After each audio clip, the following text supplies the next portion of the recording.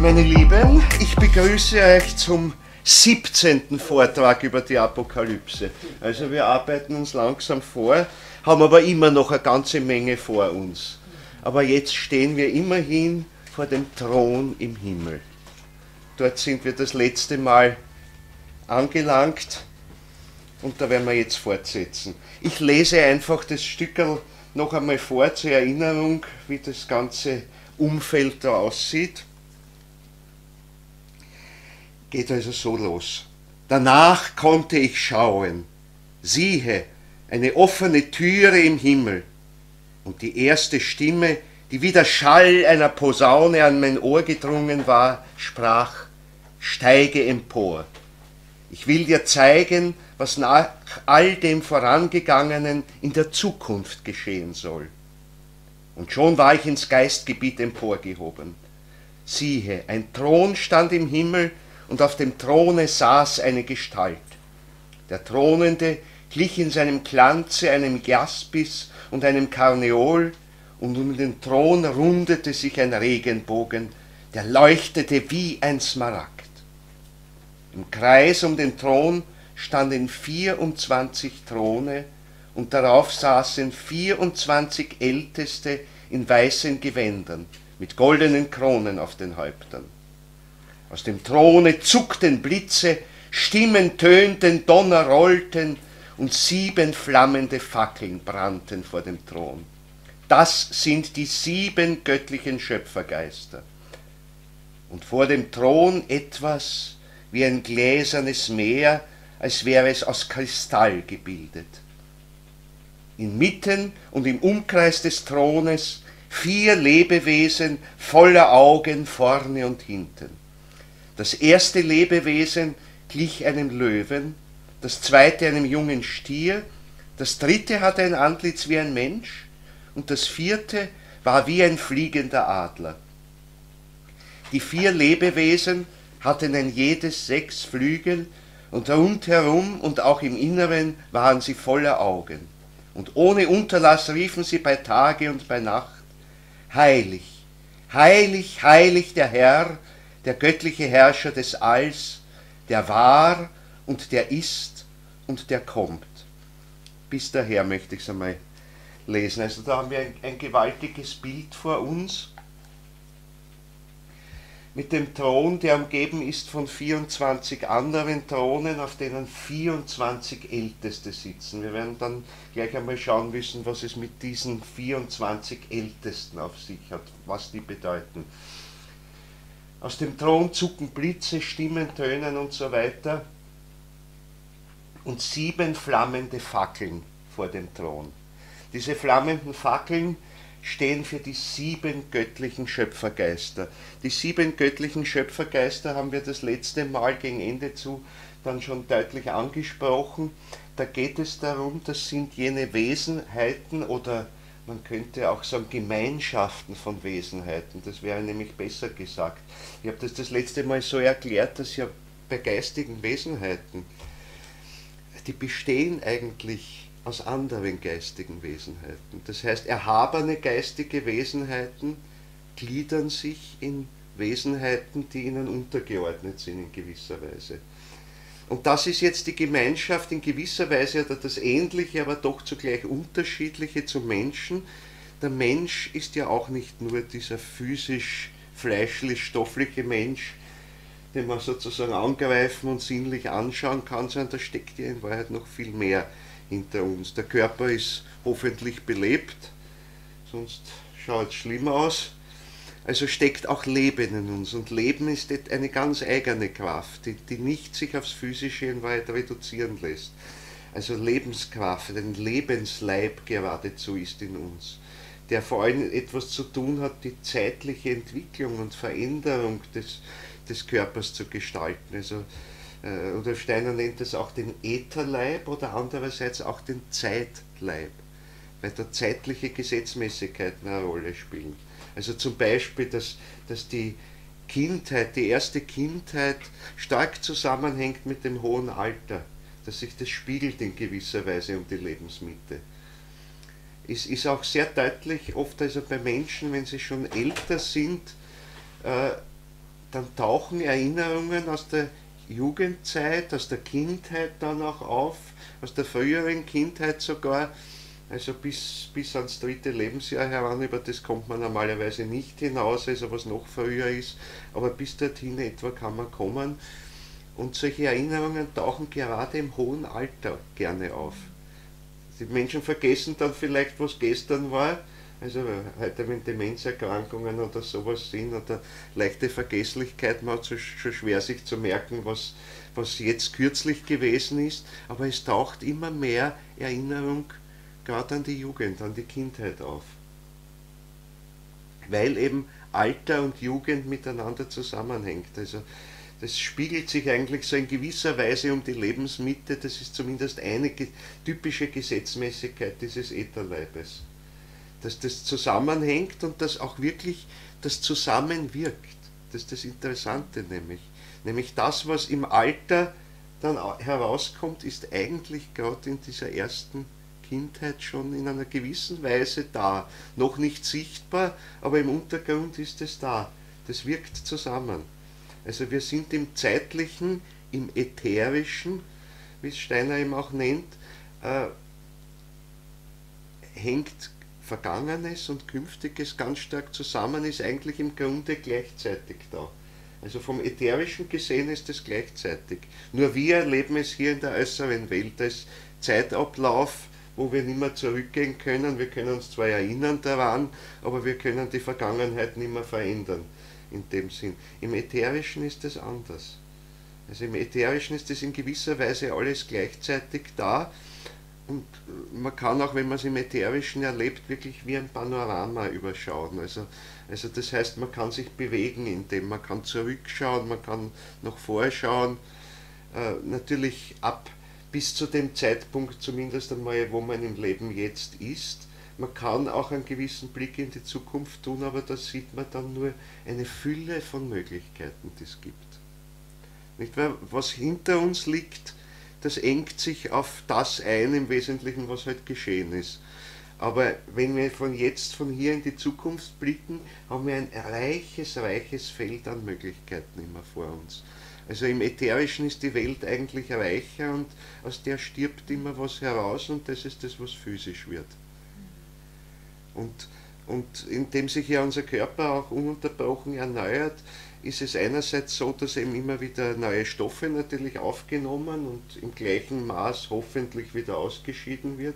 Wenn nicht, dann werden wir halt immer größer der Breite nach. Aber ätherisch ist eben auch ein Vorgang da, dass da eigentlich immer etwas aus dem Ätherischen hereinstirbt und sich sozusagen physisch manifestiert. Und das ist der Zustand, in dem wir halt dann immer sind. Wir stehen immer an diesem Zusammenstoßen vor uns. Sehr viele, ich will nicht sagen unendlich viele, aber sehr viele Möglichkeiten. In dem, was hinter uns liegt, das ist unbeweglich in gewisser Weise geworden. Ja, tot geworden. Das heißt, wir haben es abgelegt. Das heißt, in Wahrheit sterben wir unser ganzes Leben lang. Und wir legen auch im Grunde ununterbrochen einen Leichnam ab. In Wahrheit. So zitzelweise halt. Schon allein durch die Stoffe, die wir ausscheiden. Mit jedem Atemzug. Wir nehmen Atemluft auf, verwandeln sie in uns und scheiden sie wieder aus. Und das legen wir ab, das trennt sich von uns. Also das passiert während des ganzen Lebens und das ist auch ein ganz wichtiger Prozess, ich habe das schon öfters erzählt, für unser Bewusstsein. Gerade auch diese Prozesse des Absterbens, des Ablegens, des Abstoßens von etwas von uns. An dem werden wir uns eigentlich so richtig bewusst. Also, weiß ich nicht, ein Amöbe oder ein Einzeller, der sich immer wieder regeneriert, vielleicht teilt dann, also der in Wahrheit nicht eine Fortpflanzung hat wie beim Menschen, sondern der sich durch Teilung fortpflanzt, aber eigentlich bleibt da das Urwesen immer erhalten. Es teilt sich halt und nimmt wieder Stoffe auf, wird größer und so geht es weiter. So ein Wesen hat keine Vergangenheit, aber im Grunde auch keine Zukunft, in gewisser Weise. Dieses Sterben können auch während des Lebens ist für uns ganz wichtig. Dadurch werden wir uns unser bewusst. Wenn wir die Haut was abschuppen und so weiter, die Nägel, wo sie was abschuppt, die Haare, die ausfallen, bei manchen mehr, bei manchen weniger. Aber das alles gehört dazu, aber das ist innerlich auch. Das ist also ganz wichtig. Also das ist der Lebensleib oder Ätherleib, das ist der zweite Leib, also physischer Leib, Ätherleib. Insgesamt sind es 7. Die 7 göttlichen Schöpfergeister sind dafür verantwortlich, also diese Leibeshüllen oder diese Leibesprinzipien oder diese Wesensprinzipien des Menschen zu bilden. Und da werdet ihr vielleicht schon verstehen, dass dahinter eigentlich ganze Gruppen von Wesenheiten in Wahrheit stehen. Dass da nicht eine einzige dafür genügt, sondern dass da ganze Gruppen zusammenwirken, dass das funktioniert. Also zum Beispiel beim physischen Leib sind es ganz hohe Wesenheiten, die man Throne nennt, passt sehr gut jetzt zum Thron dazu, und der Name kommt auch davon, also die Throne sind eigentlich, könnte man sagen, der Baumeister auch dieses Thrones. Und aus denen ist überhaupt, aus deren Substanz könnte man sagen, aus deren Willenssubstanz ist letztlich die ganze Schöpfung entstanden. Man kann sich fragen, woher kommt das alles, was wir heute letztlich angreifen können als festen Stoff, woher hat das seinen Ursprung? Naja, man kann zurückgehen, dann wird es feiner, dann ist es einmal nur flüssig, irgendwann ist es noch feiner, es ist nur gasförmig. Und wenn ich noch weiter zurückgehe, ist es eigentlich nicht mehr stofflich, aber es ist noch fassbar als Wärme, als Hitze, als Energie von mir aus, wenn man es heute nennen will. Und das ist nichts anderes als die Außenseite der Willenskraft jener Throne. Also das heißt, dort wo die willensmäßig tätig werden, ist das aber eine Art, mit jedem Willensakt ein Hinopfern in gewisser Weise, und das bleibt bestehen in gewisser Weise, also als Wärme zunächst einmal, nur als Wärme, aber das ist schon genug. Also als Kraft, die sich selbstständig macht sozusagen, als Wärmekraft, als Wärmeenergie. Also dort ist der Ursprung, das ist weit, weit zurück liegt es, aber es ist heute in allem Stofflichen immer noch drinnen und bildet den innersten Kern des Stofflichen. Und daher kann sich die ganze Materie und wird sich auch einmal wieder völlig in solche Wärme, Willenskraft auflösen. Alles. Ein bisschen was kitzeln wir heute mit der Atomtechnik heraus. Da kriegt man so ein bisschen einen Eindruck, wie viel da drin steckt. Meinen Schülern zeige ich immer so ein kleines Zupferl Kreide. Wenn ich die ganze Wärme, Hitze, Energie, die da drin steckt, freisetzen könnte, zum Glück können wir das noch nicht, dann ist ganz Wien, steht dann nicht mehr. So viel Energie steckt da drinnen, entspricht in etwa der Atombombe, die auf Hiroshima gefallen ist. Also, das heißt in Wahrheit, die Realität dessen, auf das wir da so festklopfen können, ist in Wahrheit Wärme, die aber gefangen ist, die eingesperrt ist da drinnen. Da helfen die Widersacherkräfte mit, der Ahriman namentlich hilft mit, dass das also gefesselt wird, diese Energie. Sind wir froh, weil in der unendlich starken Hitze könnte man gar nicht existieren. In der Sonne wird sehr viel von dem freigesetzt.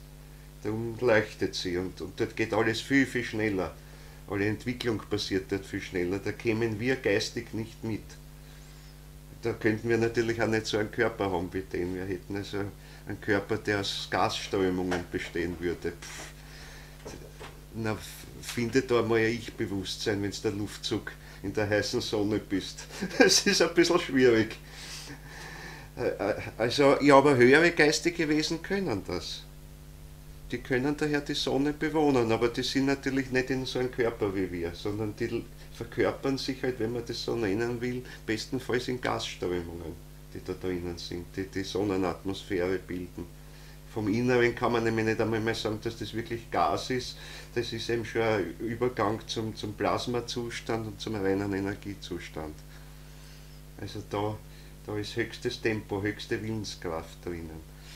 Also damit auch die dichteren Sachen, also Luft, Wasser, Festes, Erdiges entstehen kann, muss das gefangen werden, schrittweise. Und da helfen teilweise die arimanischen Kräfte mit, aber natürlich auch andere, höhere Hierarchien, also höhere Engelwesenheiten.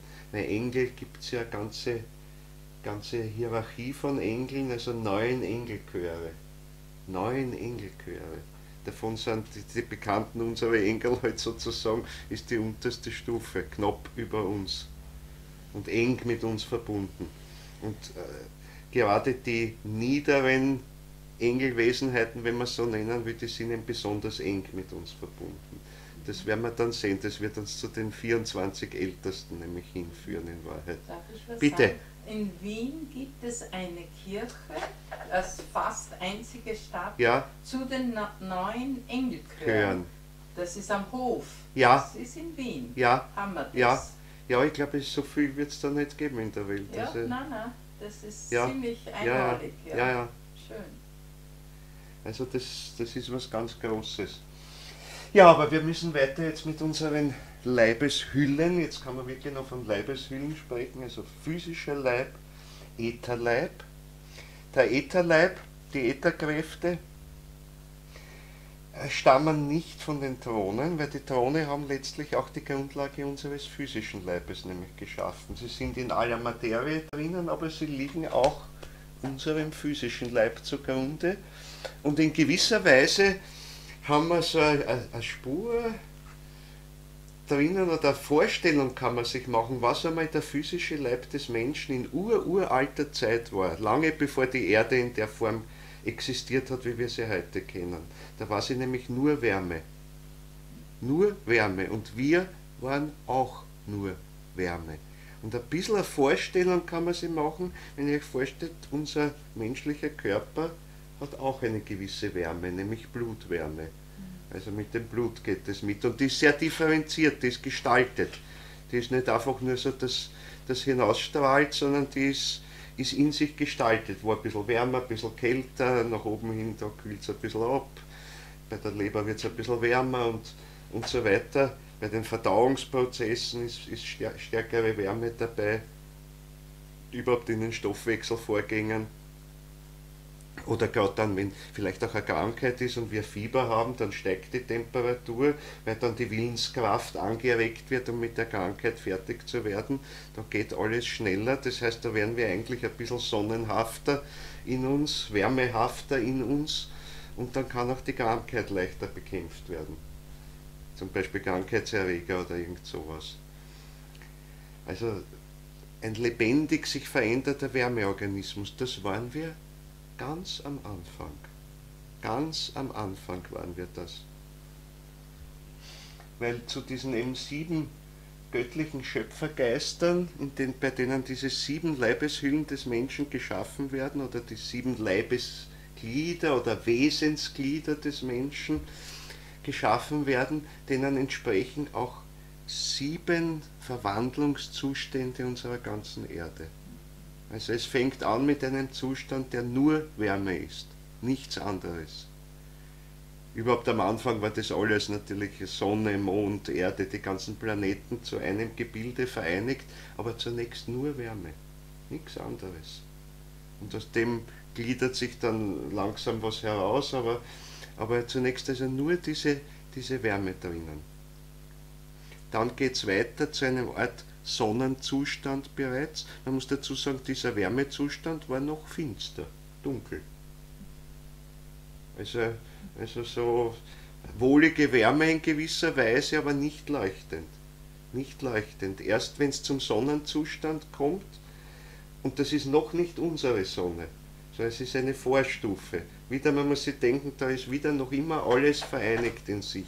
Also auch unsere was später unsere Erde wird, was der Mond ist, die Planeten, die zu unserem Planetensystem gehören, die sind da alle noch drinnen.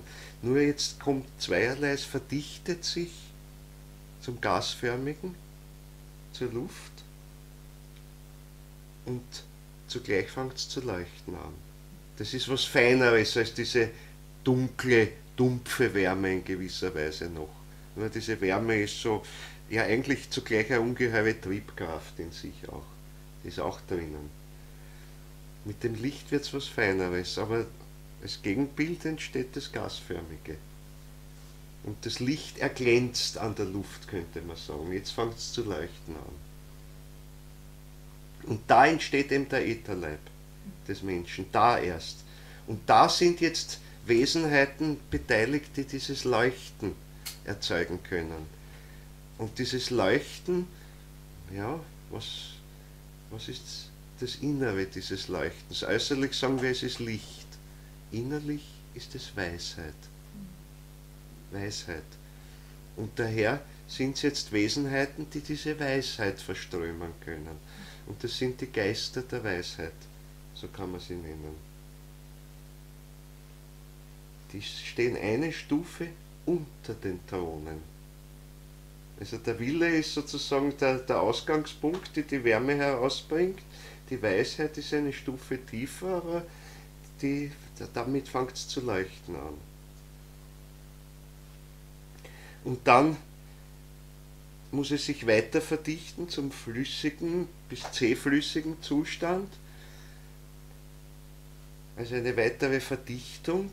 Zu dieser Verdichtung gibt es aber auch wieder einen feineren Zustand nach oben. Also ihr seht, es trennt sich immer. Also aus der Wärme, die die Mitte bildet, geht einerseits ein Weg zur immer stärkeren Verdichtung und nach oben hin einer zur immer weiteren Verfeinerung. Also zuerst von der Wärme zum Licht und jetzt zu dem, was man Klangäther nennen könnte. Klangäther ist das, was alles zu harmonisieren beginnt, was Harmonien herstellt, Klangharmonien könnte man sagen. Was ja beginnt, Naturgesetze herzustellen. Vorher ist das alles eigentlich noch chaotisch ungeordnet.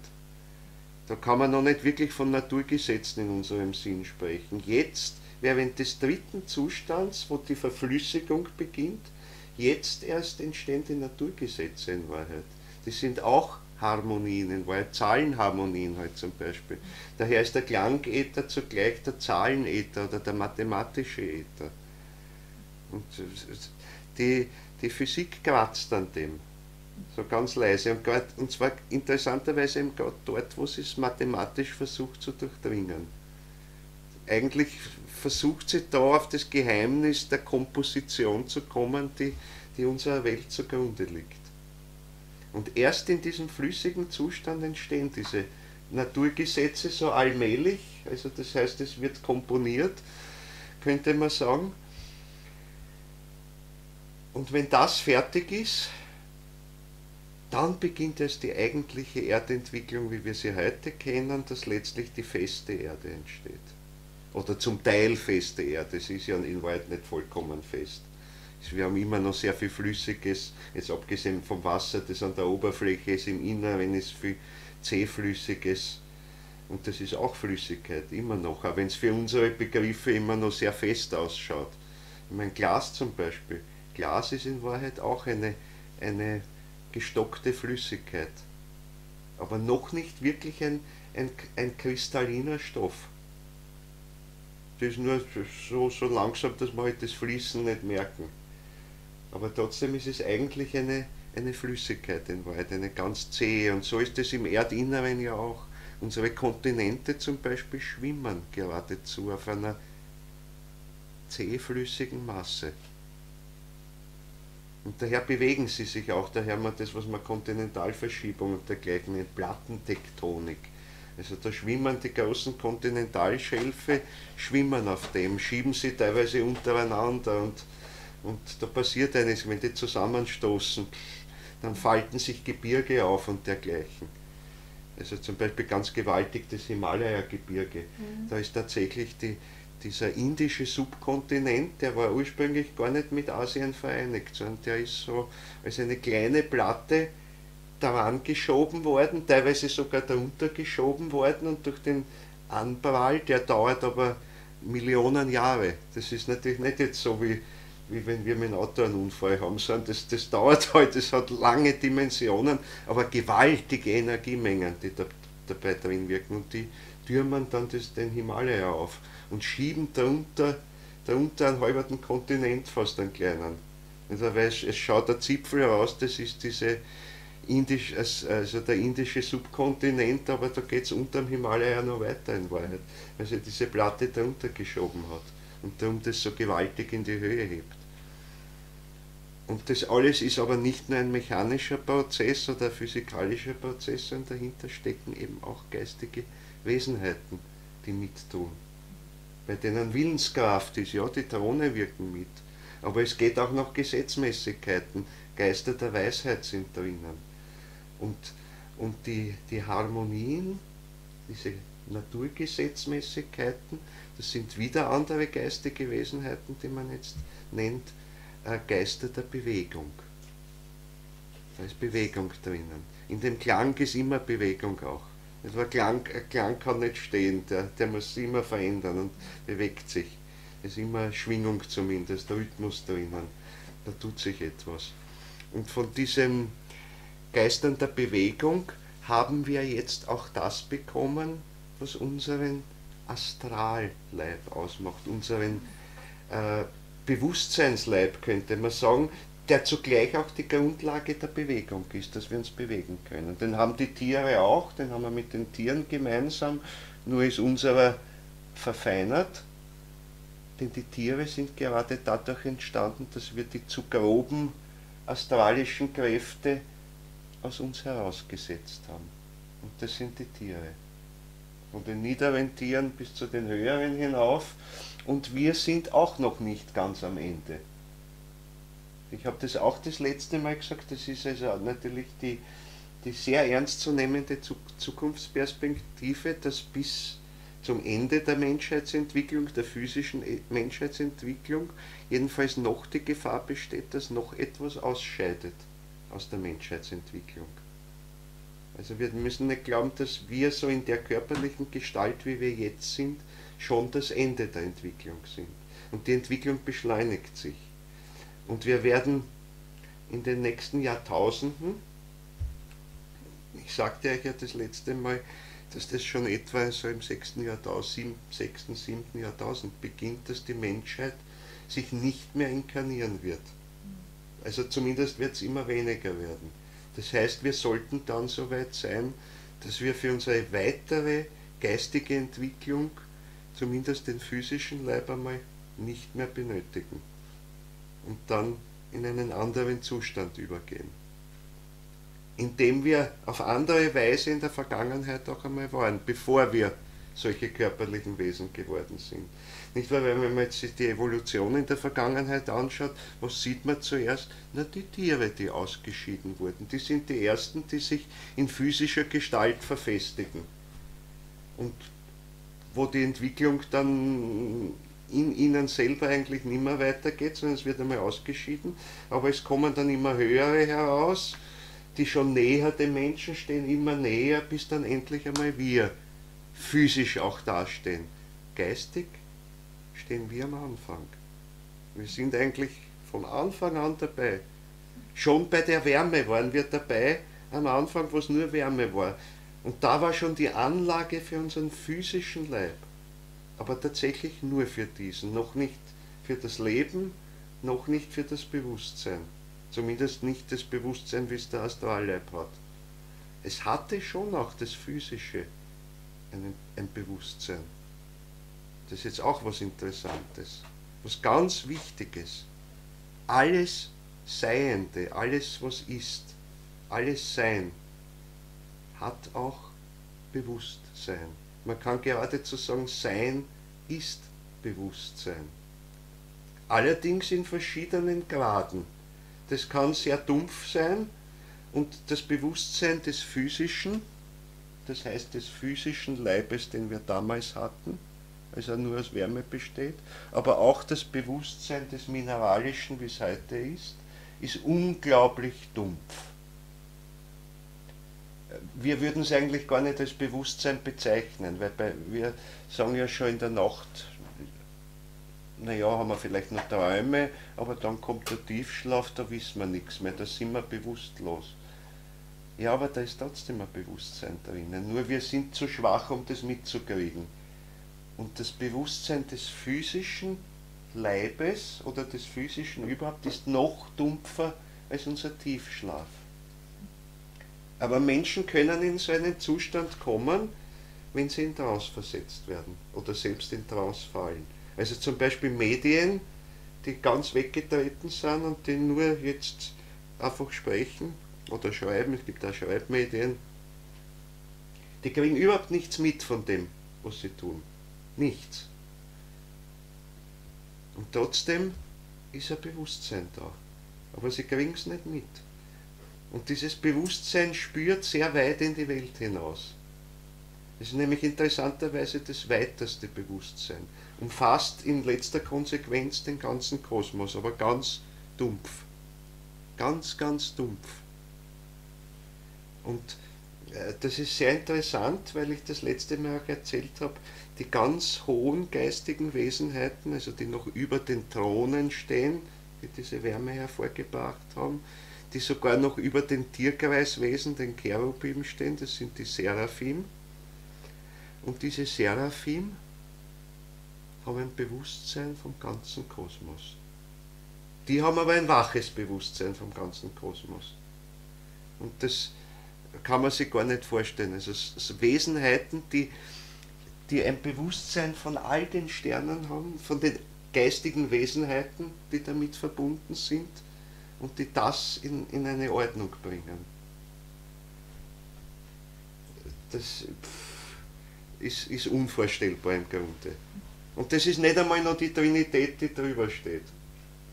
Aber die sind Ausdruck jedenfalls des, ja, man könnte sagen, wenn man spricht von der Allwissenheit Gottes, dann könnte man sagen, das repräsentieren eigentlich die Seraphim. Das heißt, Allwissenheit Gottes besteht konkret darin, in geistigen Wesenheiten, die zur Kategorie der Seraphim gehören. Und sie sind aber Teil Gottes, weil alle geistigen Wesenheiten Teil Gottes sind. Wir auch. Bei uns ist dann sogar noch umgekehrt, aber das kommen wir eh noch dazu. Ja, also wir waren jetzt bei 3 Zuständen: Wärme, Luftzustand, flüssiger Zustand. Jetzt wird es die Erde fest, es fängt an zu kristallisieren. Das ist das Typische für die Erdentwicklung, für die eigentliche Erdentwicklung im engeren Sinn. Und die ist notwendig dafür, dass wir jetzt nicht nur einen Astralleib haben wie die Tiere, sondern dass wir auch ein Ich haben können. Dazu ist gerade dieses kristalline Element das Wesentliche. Wir brauchen also diese Spiegelung und diese Stütze des Festen, um unser Ich entwickeln zu können und unseres Ichs vor allem bewusst zu werden. Das ist nämlich das Wesentliche daran. Ein Ich wäre schon möglich ohne Kristallelement, aber dann bekommt es nicht dieses Ich-Bewusstsein, das der Mensch hat. Und das ist auch interessant, weil das dann heißt, dass die geistigen Wesenheiten, die über uns stehen, die dieses gewaltige Bewusstsein haben, die natürlich auch individuelle Geistwesen sind, also auch ein Ich haben. Und das ist trotzdem anders als unser menschliches Ich. Weil die eben sich nicht inkarnieren in etwas, was auch das kristalline Element in sich enthält. Und wir haben das. Wir haben Salze in uns, der Kalk in den Knochen und so weiter, aber auch viele Salze, die gelöst sind, aber auch immer wieder mal kristallisieren, sich auflösen, kristallisieren und so weiter. Das sind eigentlich die wichtigsten Prozesse, an denen wir unser Ich-Bewusstsein erleben. Und zweitens gibt es uns das feste, das kristalline Element, die Stütze. Wir können aufrecht stehen durch. Und auch das ist ganz wichtig fürs Ich-Bewusstsein. Braucht es nur probieren. Aufstehen, Augen zu und ein bisschen aufmerksam sich beobachten. Dann merkt man es ununterbrochen austarieren. Ununterbrochen austarieren. Und allein das gibt uns zwar unterbewusst, aber das gibt uns den Hintergrund für unser Ich-Bewusstsein. Die Tiere brauchen das im Wesentlichen nicht. Die stehen auf ihre 4 Haxen, das passt gut. Und selbst wenn sie Mandeln machen, hängen sie eigentlich mehr in ihrem Knochensystem, als dass sie sich selbst tragen. Wenn man sich selbst einen Affen anschaut, der relativ nahe irgendwo dem Menschen ist, dann sieht man, der Affe hängt in seinem Skelett drin und das Skelett trägt ihn. Wir tragen uns selber. Wir brauchen zwar natürlich auch die Knochen, dass das nicht wie ein Gelee zusammenrinnt irgendwo, das wäre auch schlecht. Aber nicht das Knochensystem tragt uns, sondern wir tragen uns mit Hilfe des Knochensystems und mit Hilfe der Muskeln. Aber wir tun es. Und daher in der Regel, wenn wir ohnmächtig werden, wenn das Bewusstsein schwindet, dann fallen wir um. Es ist... Der Bahui bei den Chinesen. Ja, ja, Aufrecht. ja, ganz genau, ganz genau. Also das ist ganz wichtig. Also das heißt, für uns ist dieses kristalline Element ganz essentiell. Und dieses kristalline Element nimmt aber seine Kräfte in Wahrheit vom ganzen Kosmos her. Wenn ich vorher gesagt habe, also gerade das Mineralische hat das weiteste Bewusstsein, ja, es holt sich auch seine ganzen Kräfte von dort. Und daher war das sehr weisheitsvoll, das hat man im Mittelalter wirklich noch gewusst. Man hat gesprochen vom Kristallhimmel, ich habe den schon öfters erwähnt. Das ist, ja, wenn man es jetzt primitiv übersetzt, denkt man sich, nein, sie haben sich gedacht, die Sterne müssen ja irgendwo darauf bieten, also das ist der Kristallhimmel. So primitiv haben sie es nicht vorgestellt, das ist halt die heutige Vorstellung, dass es so primitiv gewesen wäre. In Wahrheit kommen von dort die kristallbildenden Kräfte her und gleich dahinter, nur dieses dahinter darf man sich jetzt nicht mehr räumlich vorstellen, dort geht es ins Raum- und Zeitlose über. Das heißt in den eigentlichen geistigen Bereich, der keine Entsprechung mehr im Äußeren hat. Bis dorthin hat es nur Entsprechung durch die Sterne, durch die Sonnen, die da draußen sind. Aber was jenseits dessen ist, ist wirklich vollkommen jenseits von Raum und Zeit. Dort fängt das eigentlich Geistige in Wahrheit erst an. Und von dort stammt unser Ich. Und das ist sozusagen das Nächste, was hinter dem Kristallhimmel ist, wenn ich es jetzt in ein räumliches Bild übersetze. Von dort kommen die Kräfte. Daher hängt unser Ich unheimlich stark mit den kristallbildenden Kräften und eben mit dem Kristallelement, mit dem festen Element zusammen. Und darum ist so wichtig, unsere Verkörperung zunächst einmal in diesem dichtesten stofflichen, wenn man so will, damit wir dadurch unser freies Ich-Bewusstsein entwickeln. Ich-Bewusstsein haben die Engelhierarchien über uns auch, aber es ist anders. Und es hat eben das eine nicht, die Freiheit, wie sie der Mensch hat. Mit all dem Positiven und den negativen Seiten, die es hat. Weil gesagt, das Privileg des Menschen ist, dass er irren kann. Wir können also immer irren, wir können einen Blödsinn machen, wir können auch sogar das Böse wählen, wenn wir das wollen. Das können die geistigen Hierarchien über uns eigentlich nicht, in Wahrheit. Selbst die Widersacher sind in gewisser Weise auf göttlichen Ratschluss in Wahrheit zu dieser Rolle bestimmt worden. Damit wir gerade hier eine Sphäre auf der Erde haben, wo wir irren können, wo wir böse werden können und so weiter. Weil wir müssen es können, denn nur dann können wir als Freiheit wählen zwischen dem Guten und dem Bösen. Und sonst, wenn wir immer gut sein würden von Natur aus, dann gibt es keine Freiheit mehr.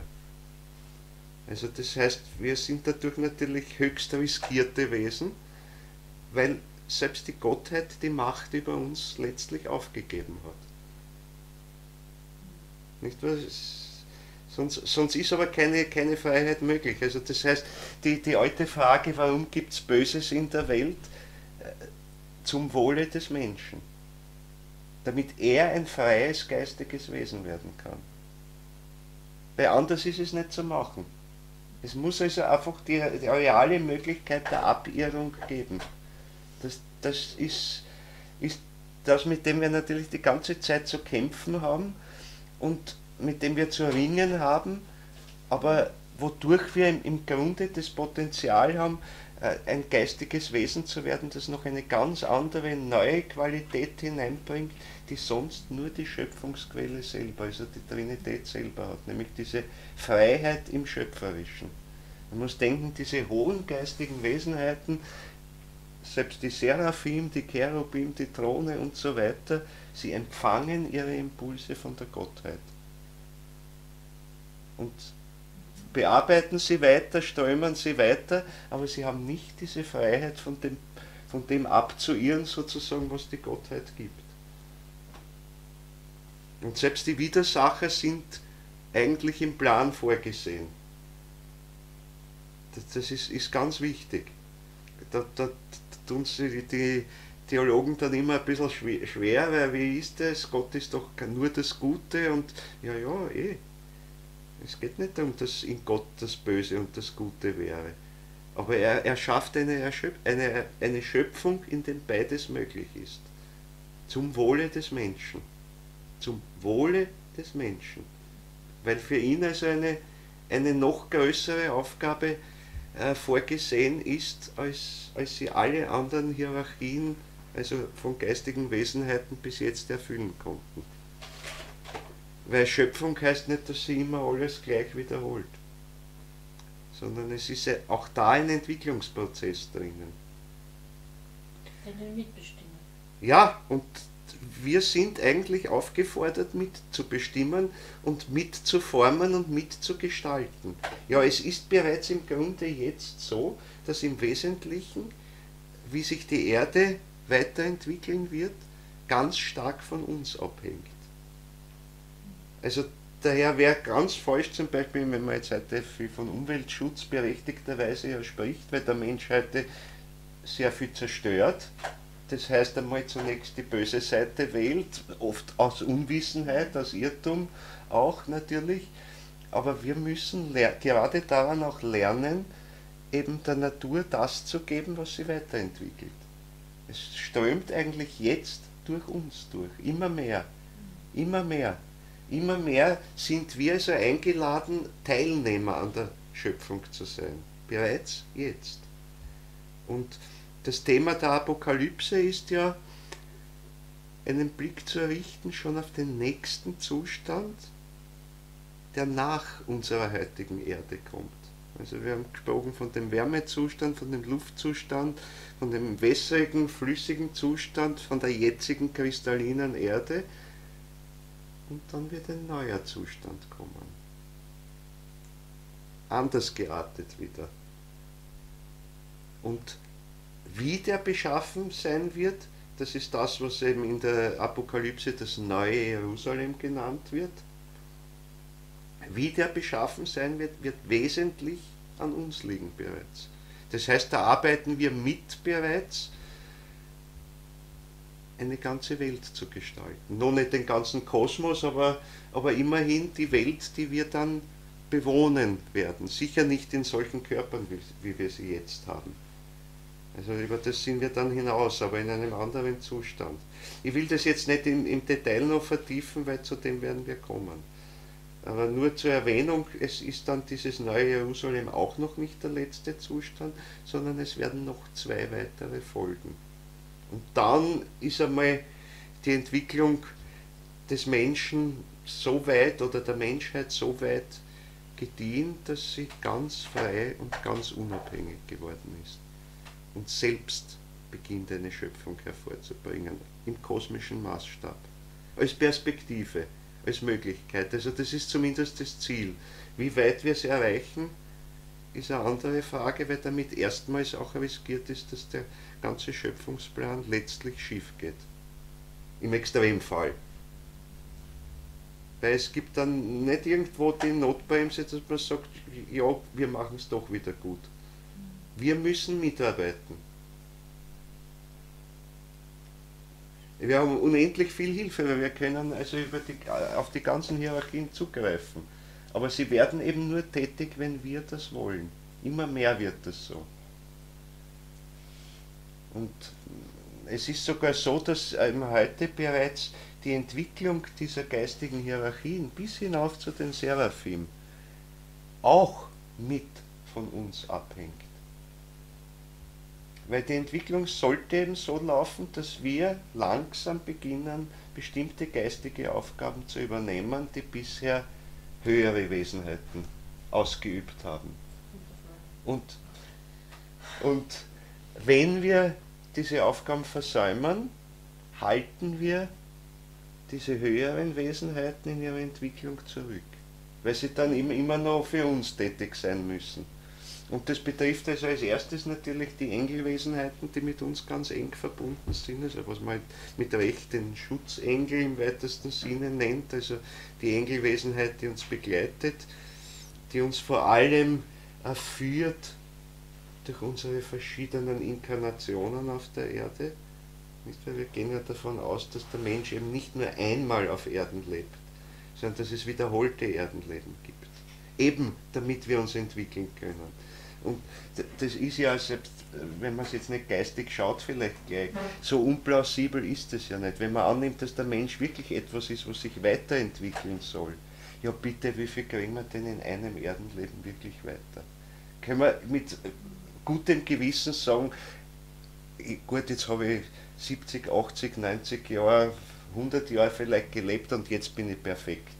Ich habe alles erledigt, was es zu erledigen gibt. Ich glaube, das traut sich niemand wirklich sagen. Aber zu dem Zustand müsste man mal hinkommen. Dann wäre der rechte Zeitpunkt zu sagen, danke, ich brauche keine irdische Inkarnation mehr. Ich kann jetzt meine Entwicklung auf anderer Ebene weitermachen. Das heißt nämlich immer noch nicht, dass wir so perfekt sind, dass dann nichts mehr notwendig wäre. Aber zumindest müsste man es dann nicht mehr auf Erden inkarnieren, sondern wir würden in einen anderen Zustand oder wir werden in einen anderen Zustand übergehen. Und die Perspektive, die Zeitperspektive ist in Wahrheit unheimlich kurz. Wenn ich sage, es fängt im 6., 7. Jahrtausend an, dass die ersten Menschen beginnen, sich nicht mehr zu inkarnieren, weil sie so weit sind. Also Rudolf Steiner nennt ganz konkret ein Datum, wo das beginnt, um das Jahr 5700 fängt es an. Das ist eigentlich ein Augenblick in der Erdentwicklung. Das ist ja fast nichts. Naja, schon noch ein Wandel, ne? Ja, natürlich, aus unserer menschlichen Perspektive jetzt ist schon noch ein Wandel, aber wenn man denkt, nach 5000 Jahre, da stehen wir jetzt so am Anfang der ägyptischen Kultur, wenn wir zurückschauen. Also so weit in die Zukunft noch und dann fängt es an, dass Menschen sich nicht mehr inkarnieren. Erst Einzelne, es gibt jetzt schon welche, die es nicht mehr brauchen. Das sind halt dann hohe Eingeweihte, die halt eine schnellere Entwicklung durchgemacht. Das sind aber wirklich ganz vereinzelt. Ja, aber das sind Einzelfälle und ich habe auch gesagt, es gibt auch darunter welche, die sich trotzdem, um den anderen zu helfen, trotzdem noch inkarnieren, obwohl sie es eigentlich für sich nicht mehr bräuchten. Ja, also da steht einiges vor uns. Ja, also wir arbeiten jetzt jedenfalls schon mit an der Entwicklung des neuen Jerusalem, also dieser künftigen Erdenwelt, wenn ich so will, oder der verwandelten Erdenwelt, und dann folgen noch zwei. Und diesen künftigen Zuständen entsprechen jetzt auch Entwicklungsglieder oder Entwicklungsprozesse, die in unseren Wesensgliedern, nennen wir es einmal so, also bis jetzt haben wir gehabt physischer Leib, Ätherleib, Astralleib und unser Ich, das Zentrum des Ganzen. Und dieses Zentrum des Ich ist aufgerufen, einmal sich selbst zu verwandeln, ja nicht nur sich zu verwandeln, sich selbst zu schaffen. Weil, das Ich, was ist denn das Ich? Das Ich ist eigentlich etwas rein Geistiges, eine Kraft, die von jenseits des Kristallhimmels kommt also aus dieser raum- und zeitlosen Welt, und sie schafft sich selbst. Das Ich kann ich nicht einmal mehr unter den Begriff des Seins fassen, weil es ist nicht. Wenn man wer sagt, den Geist, den gibt es ja nicht, der existiert nicht, sage ich, ja nicht. Weil wie ein Gegenstand oder so existiert er nicht, auch nicht wie eine Flüssigkeit oder wie ein Gas, ja nicht einmal wie Wärme. Aber er schafft sich ununterbrochen und erzeugt Wirkungen. Und durch diese Wirkungen gestaltet er die Schöpfung, gestaltet er sich selbst. Zumindest mit ein bisschen. Wir fangen an damit. Und das tun wir jetzt schon, sonst hätten wir kein Ich. Also unser wirkliches Ich ist das, was sich wirklich ununterbrochen selbst schafft. Bild, was ich oft schon jetzt genannt habe, der Phönix, der aus der eigenen Asche immer wieder ersteht. Das passiert ununterbrochen, in Zeitlosigkeit geradezu erneuern wir uns, unser Ich. Unser Ich, es schafft sich stets neu und ist doch immer dasselbe. Das ist paradox, nicht wahr? Trotzdem sind wir immer wir selbst. Gerade dadurch. Aber es ist nicht zu fassen, ja. Gibt es ein besseres Ich, wenn ich mich weiterentwickle? Ja, es entwickelt sich weiter, das heißt, es bekommt mehr Wirkungskraft, dadurch mehr Schaffenskraft. Das heißt, man kann das Ich zwar selber nicht fassen wie ein Gegenstand oder nicht einmal wie ein Lufthauch oder wie eine Wärmeströmung, aber ich kann es erkennen an seiner Fähigkeit, schöpferische Taten zu setzen. Bei einem Künstler sieht man das schön, wie er sich entwickelt. Nicht? Weil es entwickeln sich nicht die Kunstwerke von selber, sondern er entwickelt sich. Und wenn ich schaue, 10 Jahre später, ist in seinem Werk was Neues zum Ausdruck gekommen, da ist was dazugekommen. Das ist immer was anderes. Ja. Es ist Es ist ja natürlich. wunderschöne Sachen. Natürlich. Also bei jedem Künstler ist es der Fall, wenn er wirklich ein Künstler ist. Dann entwickelt sich was und es kommen neue Perspektiven wieder hinauf und man denkt sich, mein Gott, vor 10 Jahren, das war ja noch gar nichts. Obwohl es was ganz Tolles war, aber es ist etwas dazugekommen, weil man was gelernt hat. Und das heißt, wenn ich jetzt nur diese Tatkraft herausnehme, die diese Kunstwerke schafft, dann habe ich da das Ich drinnen. Diese Tatkraft als solches ist es. Und damit es sich natürlich in der physischen Welt betätigen kann, braucht es halt den ganzen Rest. Es braucht den physischen Leib natürlich, sonst könnte man keinen Pinsel halten oder auch nicht sprechen oder sonst was oder schreiben. Und es braucht den Ätherleib, der physische Leib muss leben irgendwie können. Es braucht Bewusstseinsträger, also den Astralleib, das ist zunächst einmal das niedere Bewusstsein und dann kommt das Ich hinein, das jetzt wirklich schöpferisch tätig wird und das sich seiner selbst an diesen anderen Körperhüllen und auch an der sinnlichen Außenwelt bewusst wird. Und das lernen wir hier. Und darum brauchen wir auch das feste Element, wir brauchen dieses fest drauf stehen und immer uns selbst aufrichten müssen, dabei uns selbst halten, dadurch haben wir es immer im Hintergrund, das Ich-Bewusstsein. Wir brauchen dieses sich unterscheiden können von den anderen Menschen, aber auch von der Natur draußen, uns gegenüberstellen. Das geht halt nicht, wenn man eine Gasströmung in der Sonne ist das schwierig. Aber wir können uns klar gegenüberstellen. Da bin ich und da seid ihr. Das ist ganz deutlich einmal. Im Seelischen, im Geistigen geht es nicht. Ich habe euch ja schon geschildert, in der geistigen Welt oder schon in der Seelenwelt sind die Seelen ineinander, miteinander. Da kann ich nicht sagen, interessant, Servus Seele sowieso. Schaust aber heute ein bisschen blass aus. Das funktioniert nicht, sondern es ist ein seelisches Erlebnis, raumlos, wo ich nicht sagen kann, ist es in mir, er ist in mir, ich in ihm, ich in allen. Es ist ein seelisches Erlebnis und ich muss erst herausfiltern eigentlich. Das ist auch die Schwierigkeit dann am Anfang, wenn man hinübergeht, also zum Beispiel nach dem Tod, sich da zurechtzufinden. Man hat selber ein gewisses seelisches Erlebnis, jetzt tauchen andere auf und das durchdringt sie. Ich muss einmal unterscheiden, hoppla, wer bin ich, wer sind Sie sozusagen. Weil man ist eins mit ihnen in gewisser Weise und trotzdem lernt man also diese Unterschiede kennen, wenn man genug Ich-Bewusstsein mitgebracht hat. Und da hilft gerade also auch das Erlebnis des Todes in Wahrheit. Egal, ob man es jetzt in dem Moment direkt sofort gleich erlebt hat, ob es dann im Nacherleben ist. Das spielt eine große Rolle. Also, wenn ich vorher gesagt habe, dass diese Ausscheidensprozesse sind wichtig für unser Bewusstsein. Na, was ist der größte Ausscheidungsprozess, wenn wir unseren ganzen Körper, unsere ganzen Leibeshüllen ablegen? Das ist eigentlich ein gewaltiger Bewusstseinsimpuls, das ist ein gewaltiges Licht, das aufleuchtet, das trägt uns eigentlich bis zur nächsten Geburt durch. Das leuchtet uns.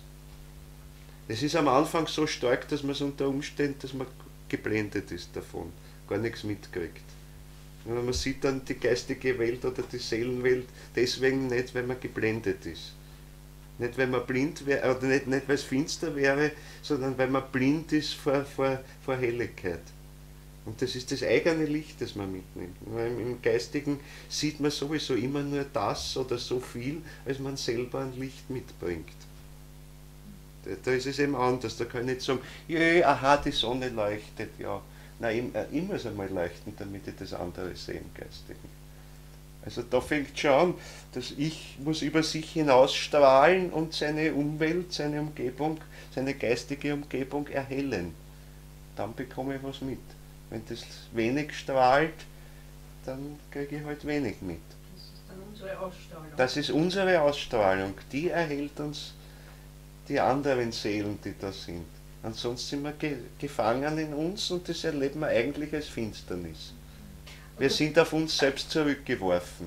Dadurch kann man sich auch seelisch mit dem anderen verbinden. Dadurch kann man sich seelisch mit dem anderen verbinden, absolut. Und hier im Erdenleben üben wir es halt ein bisschen.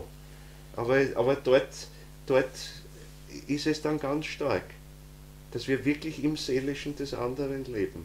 Aber im wirklichen Seelischen. Warum betone ich im wirklichen Seelischen? Weil wir den ganzen Umfang unseres wirklich Seelischen ja normalerweise in unserem Erdenleben nicht einmal ahnen. Wir haben ein bisschen, was wir uns bewusst machen, dadurch, dass wir uns spiegeln, am physischen Leib namentlich. Lebensleib spielt auch eine Rolle, Astralleib spielt eine Rolle, aber wir sehen eigentlich unser Spiegelbild in Wahrheit nur. Und das Spiegelbild ist in Wahrheit viel blasser und vor allem wirkungslos. Ein Spiegel gibt mir keine Ohrfeige. Die muss ich mir selber geben. Wenn ich das im Spiegel sehe, will man sich immer selber die Ohrfeige geben. Der Spiegel, mein Bild im Spiegel gibt mir keine von sich aus, er tut gar nichts. Und so ist es mit dem Bewusstsein, das wir im Alltag erleben auch. Es ist eigentlich ein Spiegelbewusstsein.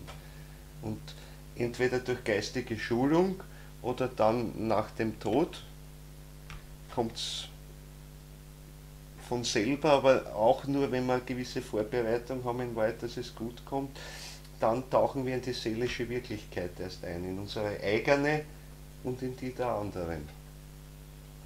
Und das ist aber gerade das, was wir durch geistige Schulung hier schon vorausnehmen können, dass wir in die Wirklichkeit des Seelischen, in die Wirklichkeit der Seelenwelt eintauchen, also sowohl unseres eigenen Seelischen als auch das unserer Mitmenschen bis zu einem gewissen Grad. Aber eben in das Wirkliche, nicht in das Spiegelbild. Das heißt also zum Beispiel nicht, okay, der ist jetzt geistig entwickelt und der belauscht jetzt, was denkt denn der gerade, was fühlt er denn gerade und der denkt jetzt nicht, der blöde Kerl. Das ist es nicht. Dieses Spiegelbewusstsein, das ist wirklich nur unseres, das ist unser Spiegel, in den schauen wir rein. Also in der Regel kann da wer anderer nicht reinschauen über den Spiegel. Das uns über die Schulter gucken sozusagen, das geht in der Regel nicht. Aber in was man sehr wohl, womit man sich verbinden kann, ist sein wirkliches Seelisches, was sich für den innerlich zunächst nur spiegelt. Davon kann man schon was ahnen. Aber das ist eben anders, dieses Erlebnis. Wir werden sowieso darauf noch ausführlicher kommen, weil das sehr, sehr wichtig ist. Also was ist die seelische Realität im Gegenteil zum seelischen Spiegelbild?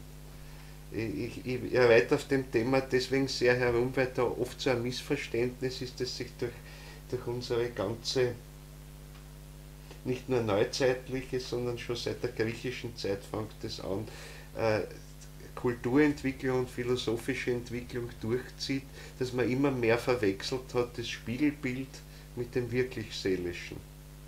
Vom Geistigen rede ich noch gar nicht.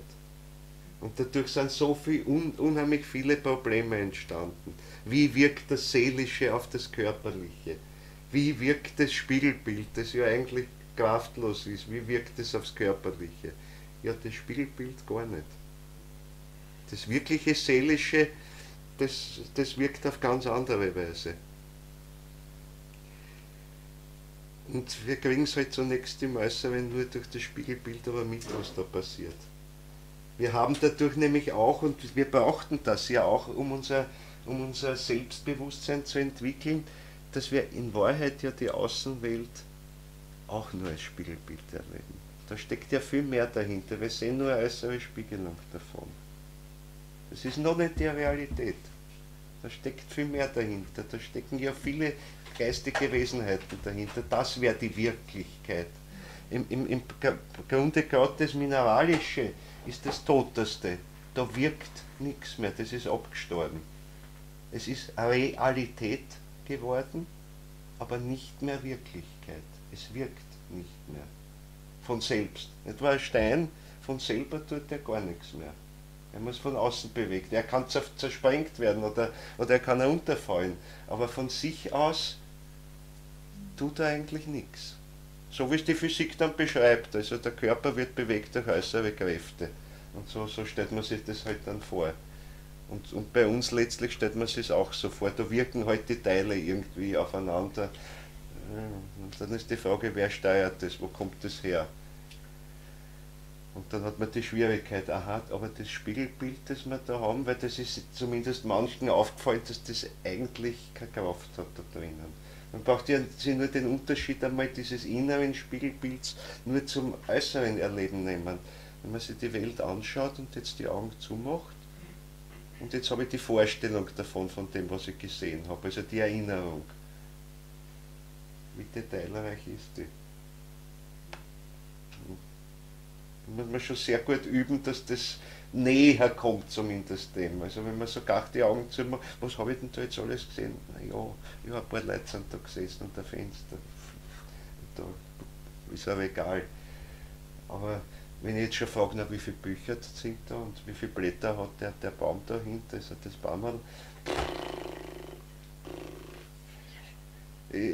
kommt nicht. Also schon das ist blass.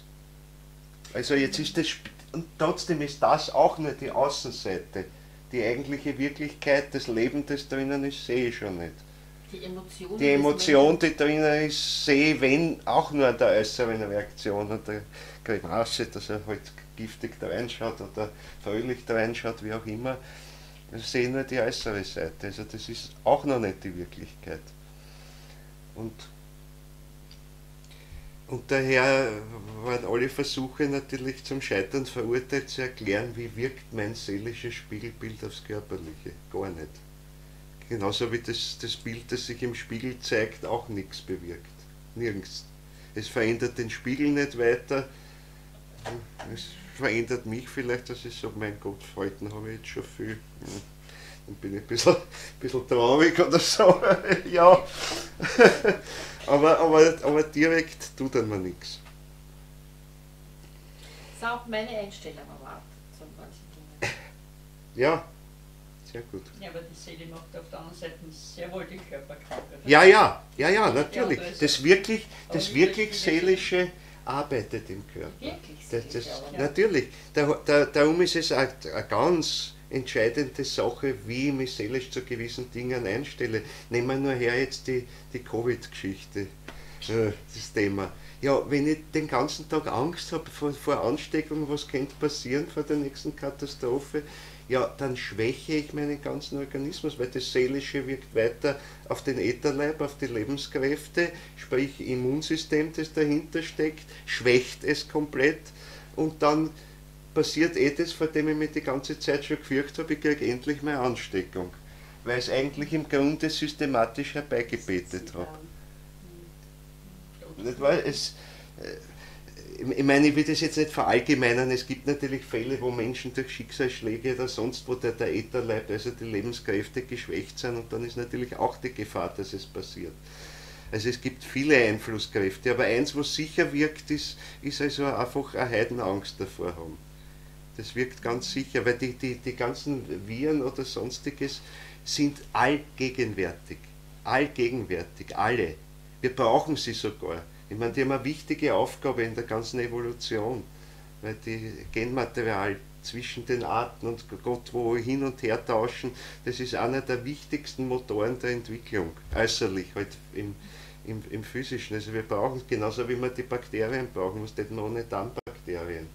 Da täten wir schlecht ausschauen. Wir wissen das, wenn man einmal Antibiotika schlucken muss, ist die Darmflora kaputt, sprich die Bakterien, dann ist einem übel und man hat Bauchweh und Durchfall und sonstiges, weil das nicht funktioniert. Also wir leben geradezu von diesen kleinen Dingen und Viren sind an der Grenze im Übrigen zwischen einem kristallinen und einem Lebewesen. Sie sind eigentlich kein Lebewesen. Der Virus ist eigentlich kein, weil selbstständig kann er gar nichts. Er ist ein Splitter eines Lebewesens, so sind sie auch entstanden. Sie sind Splitter aus dem Erbmaterial, aus dem Zellkern von Lebewesen. Das heißt, wenn da der Zellkern zerstört wird, die Erbmasse drinnen zerstört wird, zersplittert wird, dann verteilen sich die und manche dieser Splitter kriegen dann eine Eiweißhülle rundherum und das ist ein Virus. Und sowas entsteht immer wieder neu. Aber die haben eine große Aufgabe, weil sie dann jetzt dieses Erbmaterial weiter transportieren und bringen es in die ganze Welt hinaus. Und andere Lebewesen haben die Chance, die aufzunehmen und das Positive, was da drinnen steckt, für sich zu nützen. Weil 99% der Viren sind eigentlich positiv und haben eine unverzichtbare Rolle in der Natur draußen. Also daher kann auch nicht die Devise sein, jetzt rotten wir alle Viren aus, die es gibt. Es ist nämlich durchaus auch eine Gefahr, dass dann die gefällten Viren auch ausgerottet werden, die eigentlich positiv sind. Also diese Impfung ist sicher eine große Gefahr. Ist ein Problem, ja. Ist ein großes. Ja, ich will es gelinde ausdrücken. Es ist erstens ein Humbug natürlich, weil diese Viren auch natürlich eine sehr schnelle Veränderungsrate haben. Alle, das kommt dazu, die sind ja gerade die für Veränderungen auch sorgen. Da ist also ständig was in Bewegung. Und man kommt nicht hinten nach, also jede Impfung ist eigentlich immer im Hintennachsein. Bis die fertig ist, ist der Virus schon wieder anders geworden. Und das ist die Frage, wie gut er dann wirkt. Das ist die ganze Geschichte mit allen Impfungen, ist das also mit der Grippeimpfung genauso. Das ist immer im Grund hinten nach. Man versucht was zu ahnen, dort ist ein neuer Stamm entstanden, der verbreitet sich langsam, also gut, machen wir eine Impfung gegen den, dann hofft man, dass es eine Zeit lang funktioniert, bis das irgendwo anders angekommen ist. Aber es ist vage irgendwo. Für die Pharmaindustrie. Aber für die Pharmaindustrie ist es ein goldenes Nasel, bitte. Und vor allem, man muss denken, Schutzimpfung ist ein Riesengeschäft, weil da impfe ich ja Gesunde in Wahrheit. Das ist ja das Ziel. Und das heißt, das vervielfacht das Geschäft. Nicht wahr? Selbst wenn es nur jetzt 20-30% durchimpfen, ist das immer noch sehr, sehr viel. Weil sonst das alles, was die Kranken ist, das ist eine vergleichsweise müde Zahl dagegen.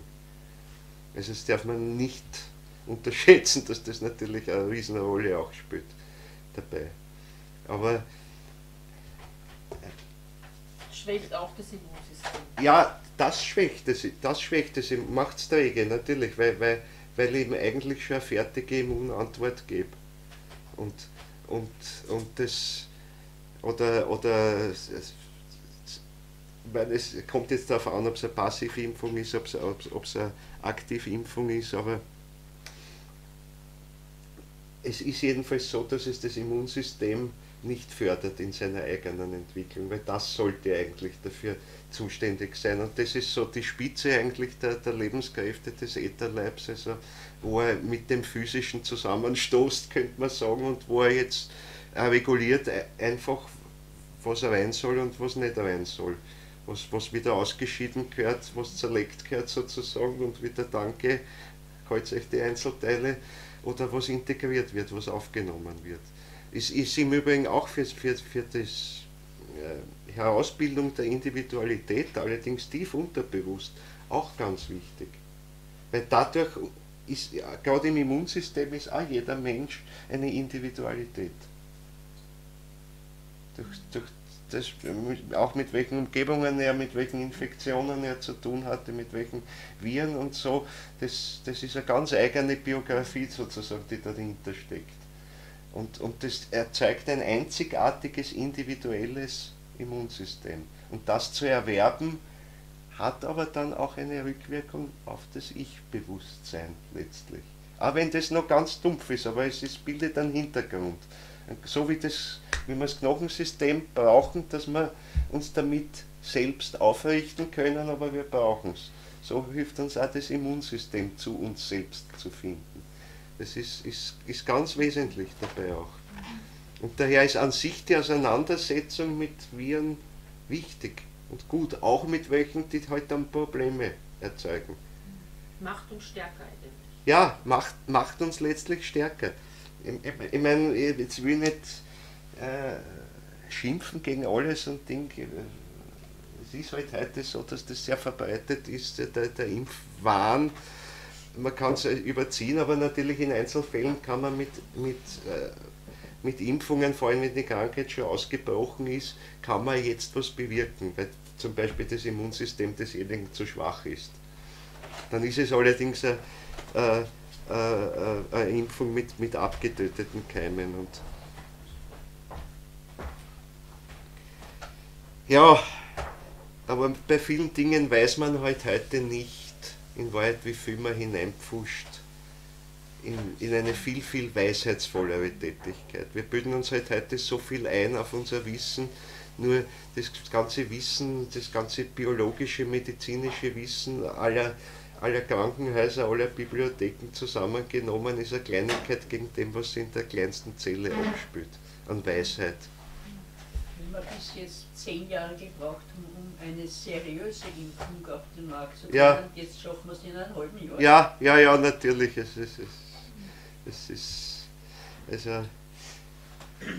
Da ist viel Wunschdenken, vor allem solches Wunschdenken dabei.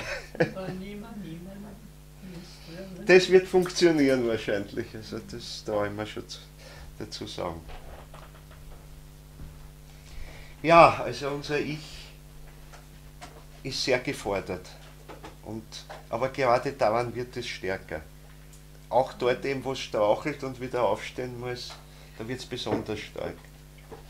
Das ist halt leider Gottes eine vielleicht unerfreuliche Wahrheit aufs Erste, aber wir lernen gerade an den Schwierigkeiten, die wir überwinden. Wir lernen dort, wo wir einen Schritt über die Grenze hinaus in ein Neuland tun. Solange wir nur in unseren Gewohnheiten leben, da braucht man unser Ich nicht. Aber die Tiere kennen das auch wunderbar. Das geht wunderbar, aber die wirkliche Bewährungsprobe fürs Ich ist immer der eine Schritt über die Grenze hinaus, nämlich über die Grenze der Fähigkeiten hinaus, die ich bis jetzt hatte. Es ist eigentlich, ja, es ist die eigenen Schranken überschreiten. Darum gibt es den wunderbaren Satz beim Goethe, der die Manta sagt es, wenn der Faust da im zweiten Teil in der klassischen Walpurgisnacht führt ihn dann in die Unterwelt hinunter, und ab dem Zeitpunkt ist er zunächst einmal in der klassischen Walpurgisnacht nicht mehr anwesend, weil er da hinunter verschwindet, und was sie sagt ist, den lieb ich, der Unmögliches begehrt.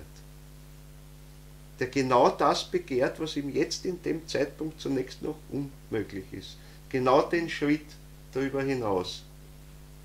Also dorthin zu gehen, wo gerade die Fähigkeiten, die ich jetzt habe, noch nicht ausreichen. Wo ich einen nächsten Schritt zumindest tun muss. Das Ich macht es eigentlich dauernd. Nur dort ist das Ich tätig. Wer sich immer im kleinen Kreis im Vorgartel bewegt, macht ja ich eigentlich gar nicht rege. Also es ist immer dieses Hinausgehen, da stolpert man halt auch manchmal, es gehört halt auch dazu. Das lässt sich nicht vermeiden.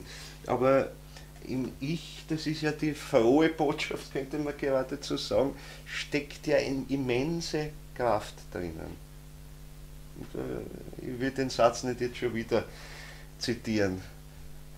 Also, aber die ganze Christuskraft steckt drinnen. Die ganze Kraft, die der Christus hat, steckt potenziell drinnen. Wir müssen nur wollen, sie zur Wirkung zu bringen, sie uns zu eigen zu machen eigentlich. Aber es ist unsere eigene Tat dann, das ist das Wesentliche. Es macht niemand anderer für uns. Der Satz ist schon toll, so oft zu hören. Ja, na dann sage ich Ihnen, ja, er ist toll. Ich lese ihn jetzt sogar vor. Danke für die Aufforderung. Ich sage ihn so gern. Ich war 2 Jahre in Paris. Ja, genau. Ich sage es ja so gern. Genau. Das habe ich noch nicht erlebt. So. Ich muss ihn jetzt nur finden. Kannst du noch nicht auswendig? Na, auswendig kann ich ihn schon. Wenn ich ihn jetzt nicht gleich finde, dann sage ich ihn auswendig. Okay. Ja, eben. Also eben wurde gesprochen in der 4. Gemeinde in Kleinasien, das entspricht der griechisch-lateinischen Zeit. Also wir haben gesagt, die 7 Gemeinden entsprechen 7 Kulturepochen eigentlich. Davon ist die 4. eben die griechisch-lateinische Zeit, die geht aber bis zum Ende des Mittelalters in Wahrheit. Das ist also dieser griechisch-lateinische Geist, der da durchgeht, der heute noch nachwirkt, aber deutlich ist dann Ende des Mittelalters ein Einschnitt und das ist dann die 5. Gemeinde sozusagen, in der wir heute stehen. Aber in der 4., da wo das Erdenleben des Christus ist, wo Gott Mensch wird, um das geht es nicht, es geht um die Menschwerdung Gottes und die passiert, habe ich auch das letzte Mal gesagt, in jedem Menschen, schrittweise halt. Da ist es einmal die große Tat zur Zeitenwende, aber im Kleinen passiert das bei jedem Menschen, um das geht's. Dass wir diese Kraft, die früher eben von außen, von oben oder wie immer gekommen ist, dass die aus unserem Ich-Zentrum kommt und dass sie jetzt als unsere Kraft tätig ist. Nicht, dass wir jetzt von innen plötzlich der Zwang kommt, sondern diese Kraft kommt jetzt von innen, aber sie wird unsere Kraft. Aber wir müssen es wollen. Aber dann kommt eben dieser schöne Satz, die gleiche Vollmacht des Ich soll ihm eigen sein, die ich von meinem Vater empfangen habe. Das sagt der Christus. Die gleiche Vollmacht des Ich. Also da ist kein Unterschied, nicht der geringste. Die volle Kraft ist uns im Prinzip zugänglich, nur wir müssen sie uns halt nach und nach erobern. Das ist nicht mit einem Schnipp, sondern wir haben sie eigentlich, weil wir sie uns erarbeiten, könnte man sagen. Sie wird uns nicht einfach geschenkt. Sie wird uns ermöglicht, oder es wird uns ermöglicht, dass wir sie uns erwerben, im Zuge unserer Entwicklung. Das ist der Punkt. Aber es ist sozusagen nirgends gesagt, bis daher und weiter dürft ihr nicht aufsteigen. Sondern es ist uns keine Grenze gesetzt. Die Grenze ziehen wir jedes Mal und überschreiten sie hoffentlich. Und das ist genau das unmögliche Begehren sozusagen. Immer wieder. Immer wieder. Das steckt dahinter. Ja, um wieder zu unserem Thron ein bisschen zurückzukommen, was dort steht, was jetzt hineingehört. Das gläserne Meer, von dem hier die Rede war. Und vor dem Thron etwas wie ein gläsernes Meer, als wäre es aus Kristall gebildet. Das gläserne Meer ist die Mineralwelt, die Kristallwelt. Das heißt jetzt die Erdenentwicklung, die ist jetzt angesprochen damit. Dort, wo eben genau das mit dem Ich werden kann, dass sich durch diese Kristallkräfte seiner bewusst wird, seiner selbst bewusst wird. Das sind sozusagen in Wahrheit dieselben Kräfte. Dieselben Kräfte, die den Kristall bilden, draußen als Mineral haben wir in unserem Ich. Und ja, wenn wir in uns die Ich-Kraft wirklich ergreifen und daraus tätig werden,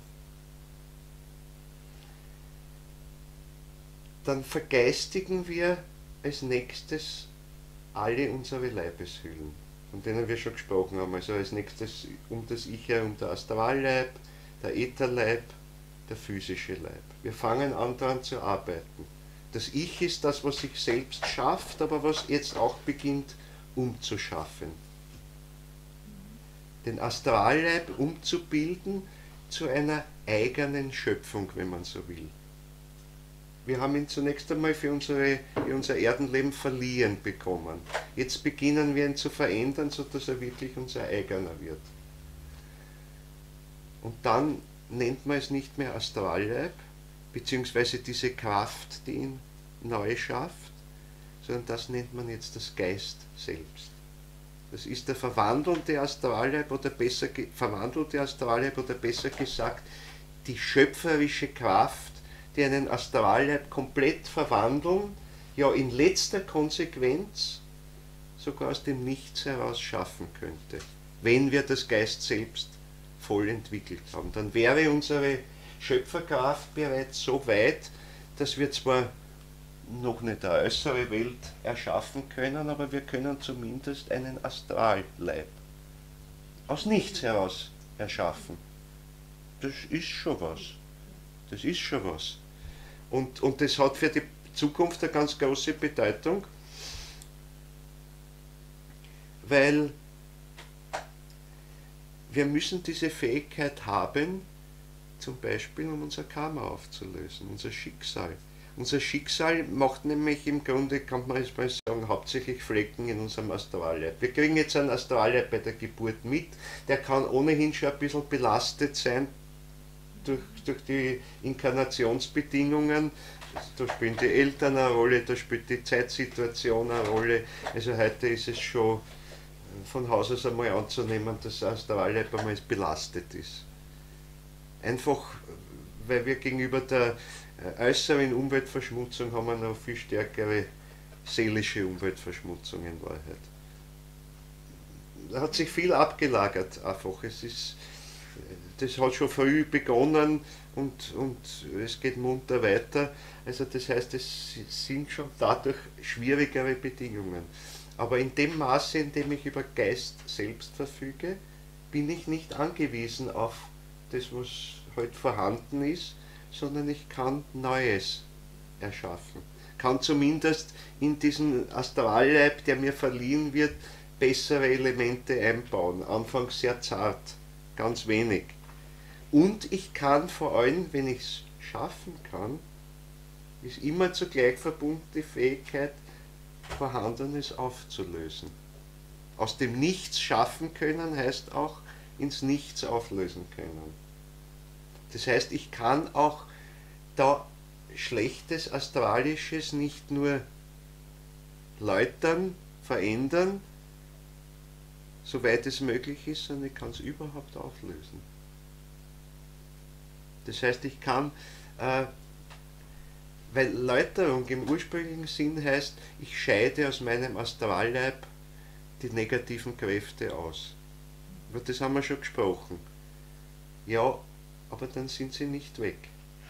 Dann sind sie in der Welt noch immer vorhanden. Sie sind seelisch vorhanden. Und das heißt, sie wirken im Seelischen, das die Erde begleitet, im Seelischen der Menschen drinnen, in den Seelenkräften, die mit der Natur zusammenhängen, da sind diese Kräfte da. Und das ist so wie eine Art Seelenabfall, der vorhanden ist. Und dadurch entsteht eine Art seelische Umweltverschmutzung, tatsächlich. Und wir haben in Form unseres Karmas sowieso, ja, wie sagt man das bei den Atommüllfässern, sowas haben wir da abgelagert auf Erden. Nicht, weil jedes Mal, wenn wir die Erde verlassen, also in die geistige Welt mit dem Tod wieder übergehen, dann bleiben einmal diese negativen, durch unser Karma bedingten negativen seelischen Dinge in der Erdensphäre. Weil da oben sind die unbrauchbar. Wenn ich etwas in die Makroebene des Schöpfers sende, ja. Was ist dann? Naja, dann kommt die Auflösung, aber dazu brauchen wir eben diese Kraft des Geistes selbst. Das ist genau diese Kraft, die diese Auflösung bewirkt. Aber zunächst einmal ist es so, dass dieses karmische, also dieses verdorbene seelische, das ist der Hauptteil, was das Karma ausmacht, dass das auf Erden oder in der Erdensphäre, könnte man sagen, zwischengelagert wird. Und bei unserer nächsten Inkarnation müssen wir diese Kräfte wieder aufnehmen. Die haben sozusagen. Lieber Wolfgang, ja, bitte. Erdensphäre, ich dachte, das bleibt in der Mondensphäre. Ja, in der Erdenmondensphäre könnte man sagen, aber es ist nicht, es ist eben was nämlich wirklich karmisch ist, was also nicht aufgelöst werden kann, ist meistens sehr erdnah, sagen wir mal so.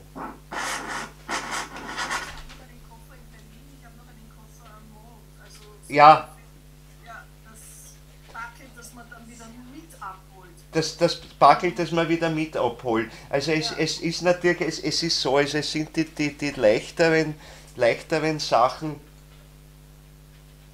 bleiben, also wobei die Mondensphäre umschließt ja die Erdensphäre. Also das heißt, die Erdensphäre ist in diesem Sinn ein Teil der Mondensphäre.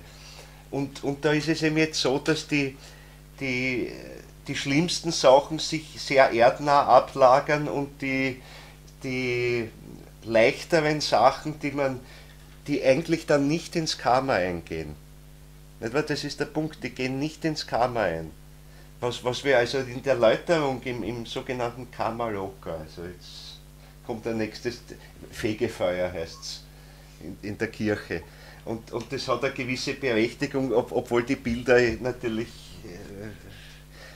manchmal nicht ganz so stimmen, gerade für diese Läuterungszeit. Aber Läuterungszeit heißt, wir leben nach dem Tod eine Zeit lang durch dieses Karma-Loka, das hängt mit der Mondensphäre zusammen, und da legen wir gewisse, also läutern wir uns von bestimmten Dingen, das heißt, wir werden sie los und die gehen nicht in dieser Form in unser Karma ein.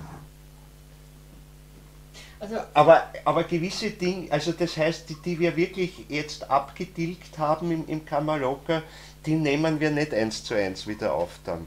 Aber es gibt eben welche, die wir dort nicht loswerden können und die bleiben in einer sehr erdnahen Sphäre und das sind die Pakete, die wir dann in der nächsten Inkarnation wieder aufnehmen müssen und die unser Karma bestimmen. Das ist das Eigentliche.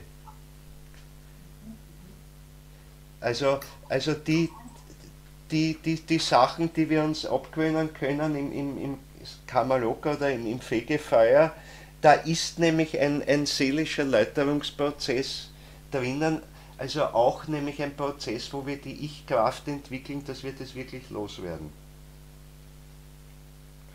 Und also, dass es nicht mehr in unserem Karma drinnen ist, dass wir nicht mehr diese Neigung in uns drinnen haben. Und weil es ist ja nicht zufällig, dass wir uns dann gewisse Dinge wiederholen, wenn wir auf die Erde kommen, zu denen wir immer eine starke Anziehung haben, weil die gehört also zu uns. Das sind gewisse Seelenkräfte, da haben wir es noch nicht geschafft, die so zu verwandeln, dass wir sie loswerden. Und die müssen wir wieder aufnehmen. Die müssen wir jetzt im Erdenleben wieder aufnehmen und sagen, ja, das müssen wir aber bearbeiten. Aber Karma besteht einmal im Prinzip einmal drin, diese Schädigungen im Astralleib letztlich endgültig auszuscheiden. Und nicht nur auszuscheiden, sondern wirklich aufzulösen. Solange nämlich die nicht aufgelöst sind, kann die Entwicklung nicht über die jetzige Erdentwicklung hinausgehen. In Wahrheit. Nicht das neue Jerusalem bilden, also die nächste Stufe. Oder beziehungsweise, wenn ein Teil der Menschen das macht, der andere Teil nicht, dann wird es halt so sein, dass dieser neue Jupiter, also dieser neue Jerusalem, Steiner nennt es auch neuer Jupiter, darum habe ich das jetzt verwendet, dann wird der sehr ärmlich sein, wenn da nicht genügend Menschen sind, die alles das abgelegt haben, was das stören würde. Aber es wird dann von denen, die das nicht geschafft haben, eine Art Nebenplaneten geben. So wie es jetzt wir halt von einem Mond umkreist sind, wird es halt dann eine Art Nebenplaneten oder Mond oder sowas geben, wo sich die Menschen auch finden, die nicht geschafft haben, ihr Karma voll aufzuarbeiten. Das ist das Problem. Die bedingungslose Liebe nicht leben konnten. Ja, die sie nicht leben konnten und die auch nicht offen genug waren, dass sie sich von anderen unterstützen ließen, dadurch, dass ihnen andere vielleicht günstigere Inkarnationsbedingungen verschafft haben.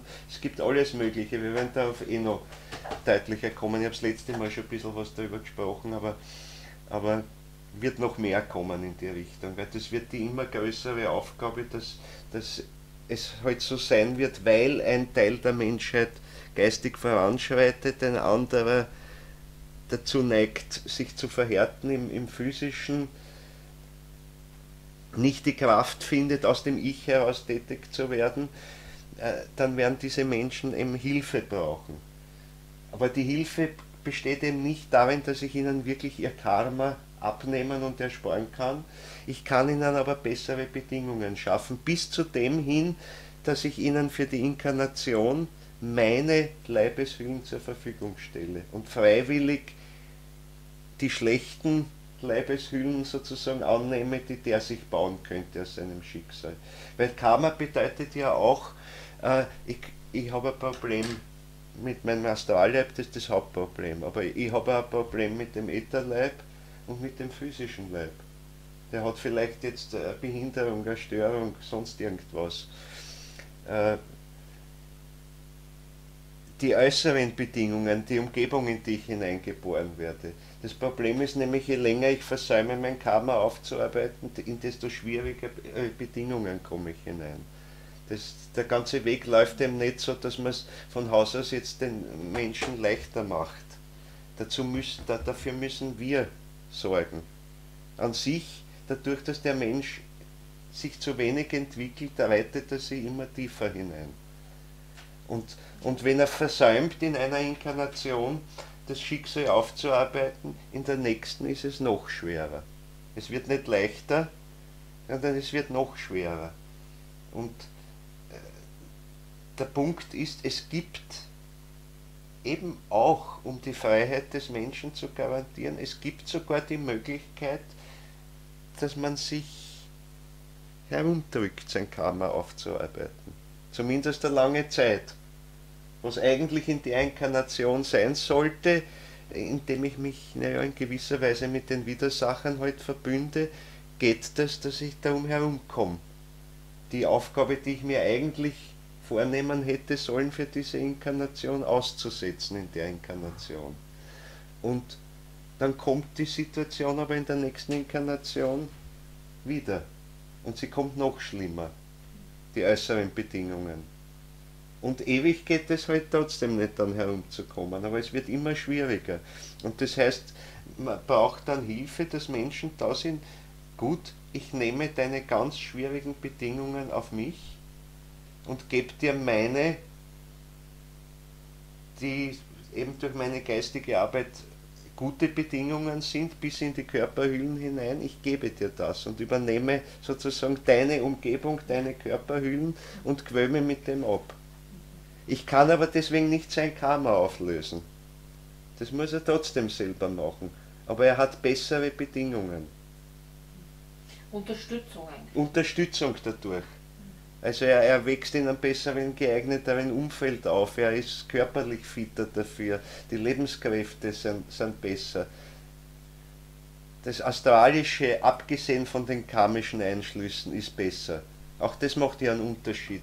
Das Karma ist schon sein eigenes, das muss er schultern, aber wenn sonst der Astralleib unbelastet oder weitgehend unbelastet ist, ist es immer noch leichter, als wenn der sowieso schon ganz, ganz düstere Kräfte hat. Und es ist halt so, dass bei der Inkarnation, wenn wir ins Erdenleben herunterkommen, es ist halt so, Gleiches zieht Gleiches an, in einer gewissen Weise in dem Fall. Der Gleich und Gleich gesellt sich gern. Das heißt, wenn jemand hinten nach ist in der Entwicklung, zieht er auch niederere Astralkräfte an. Das ist das Problem. Und da wird sehr, sehr viele Probleme geben. Und darum spricht man ja auch davon, oder Steiner spricht da ganz deutlich davon, es wird diese Scheidung der Geister geben. Es ist nur die Frage halt, wie viele wirklich auf die negative Seite fallen, die letztlich aus dem Strudel nicht mehr herauskommen. Und die sich dann mit den Widersachermächten verbinden und mit denen gemeinsam letztlich am Ende der Erdentwicklung sich vorbereiten müssen, dafür im nächsten Zustand beim neuen Jerusalem dort nicht dabei zu sein, sondern mit den Widersachern auf einen eigenen Planeten zu gehen. Und da gibt es natürlich, ja, wir werden das vielleicht in den späteren Vorträgen noch näher besprechen, aber es gibt noch eine sehr wesentliche Möglichkeit, so deutlich steht es bei Steiner gar nicht, es steht da noch nicht so direkt drinnen, aber man muss eines bedenken. Wie sind denn überhaupt die Widersacherkräfte entstanden?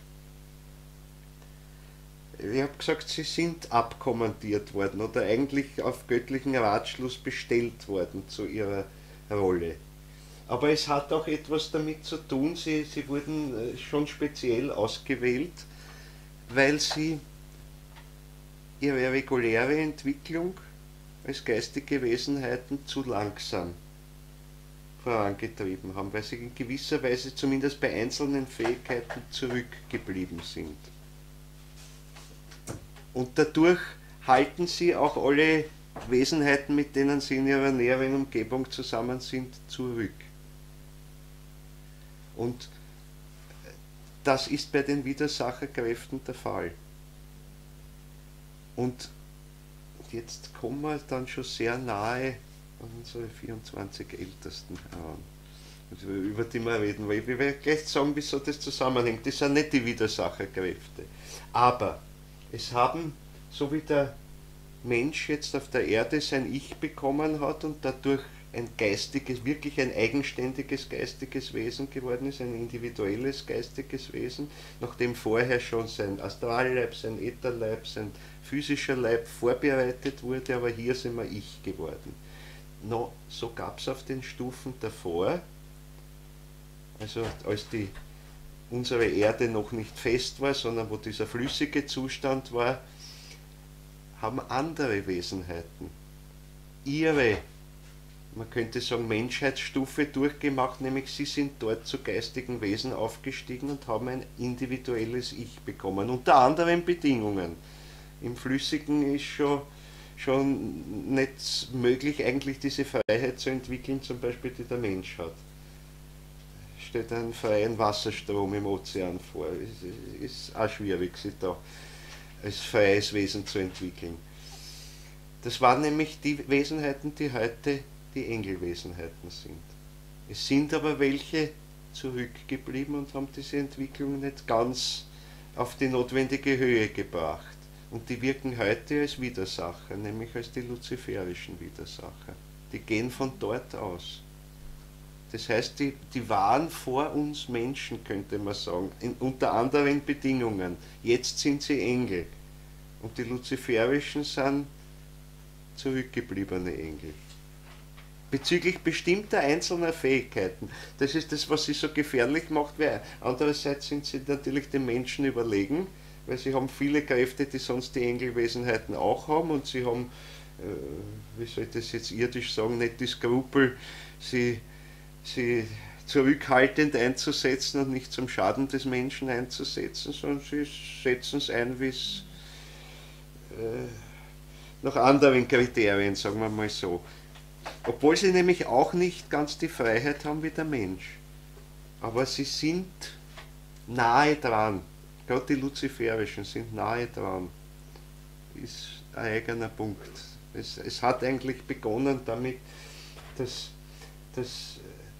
mit den luziferischen Wesenheiten, also mit diesen Engelwesenheiten, es bis zu einem gewissen Grad dann ihr eigener Entschluss dann schon war, gehe den Weg in die luziferische Richtung oder nicht. Da fängt eine gewisse freie Wahl an, die ist aber endgültig dann zunächst einmal. Also aus eigener Kraft können sie jetzt nicht mehr sagen, na eigentlich das Luzifer-Dasein taugt mir nicht, das ist ungenügend, ich will zurückkehren. Aber da ist ein gewisser freier Entschluss drinnen und auch mit der Entschluss, also mit dem Menschen sich zu verbinden, ihn zu führen oder zu verführen. Sowohl als auch. Sie haben ja nicht nur schlechte Eigenschaften, sie haben gute Eigenschaften sehr wohl auch. Aber es sind ehemalige Menschen, die Widersacher geworden sind, könnte man sagen. Also auf dem flüssigen Planeten waren sie die Menschen. Unter anderen Bedingungen, nicht so wie wir natürlich äußerlich, aber Menschen in dem Sinne, dass sie ihr Ich bekommen haben. Und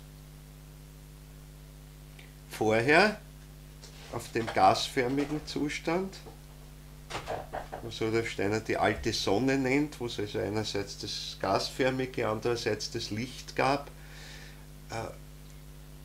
es waren auch Wesenheiten, die damals ihr Ich bekommen haben, weil solche Entwicklungen dienen immer dazu, dass bestimmte Wesenheiten ihr Ich bekommen, also geistige Wesenheiten werden. Dazu sind diese Zustände da. Die sind nicht nur für uns da, sondern auch für andere geistige Wesenheiten. Und diese Wesenheiten sind heute, wenn sie ihre reguläre Entwicklung durchgemacht haben, die Erzengel. Das sind schon höhere Engelwesenheiten. Und wenn ich jetzt ganz zurückgehe, ja, bevor ich ganz zurückgehe, könnte man sagen, ja, was ist dort? Da gab es wahrscheinlich jetzt auch welche, die so nicht ganz das Entwicklungsziel erreicht haben. Das sind die arimanischen Wesenheiten. Die sind früher zurückgeblieben, daher haben sie eine längere Entwicklung hinter sich, sind kräftiger, sind im Wesentlichen auf Erzengelniveau, bis auf halt einzelne Fähigkeiten, wo sie nicht so weiterentwickelt sind. Und das sind die arimanischen Kräfte. Und wenn wir jetzt noch zurückgehen zum ersten Zustand, zu dieser Wärmewelt, dann haben auch dort geistige Wesenheiten ihr Ich bekommen. Das sind die Urengel oder Geister der Persönlichkeit, wie sie Steiner auch nennt. Die Archai. Archai heißt Ursprung, Uranfang eigentlich. Also sie sind die Engel des Uranfangs. Es ist überhaupt interessant bei den Engelnamen. Also Archai, Arche, das ist der Ursprung überhaupt der Welt. Vor der Wärmewelt gab es in dem Sinn nichts. Mit dem entsteht die Zeit auch erst, in Wahrheit. Also da, wo die Wärmewelt entsteht, da entsteht auch die Zeit damit.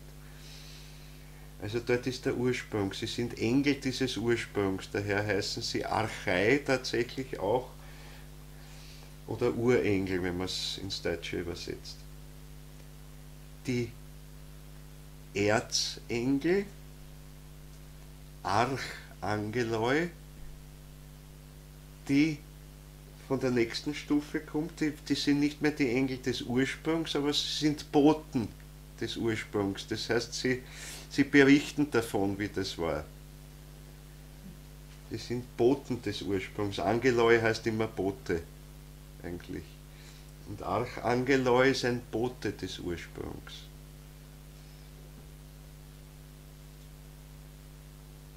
Ja, und natürlich bei diesen Urengeln, die also in dieser Wärmewelt ihr Ich bekommen haben, sind auch welche zurückgeblieben. Und das ist eine Stufe, die Steiner unter anderem bezeichnet als die Asuras. Das sind also zurückgebliebene Urengel, wenn man so will. Über die gäbe es sehr, sehr viel zu sagen auch.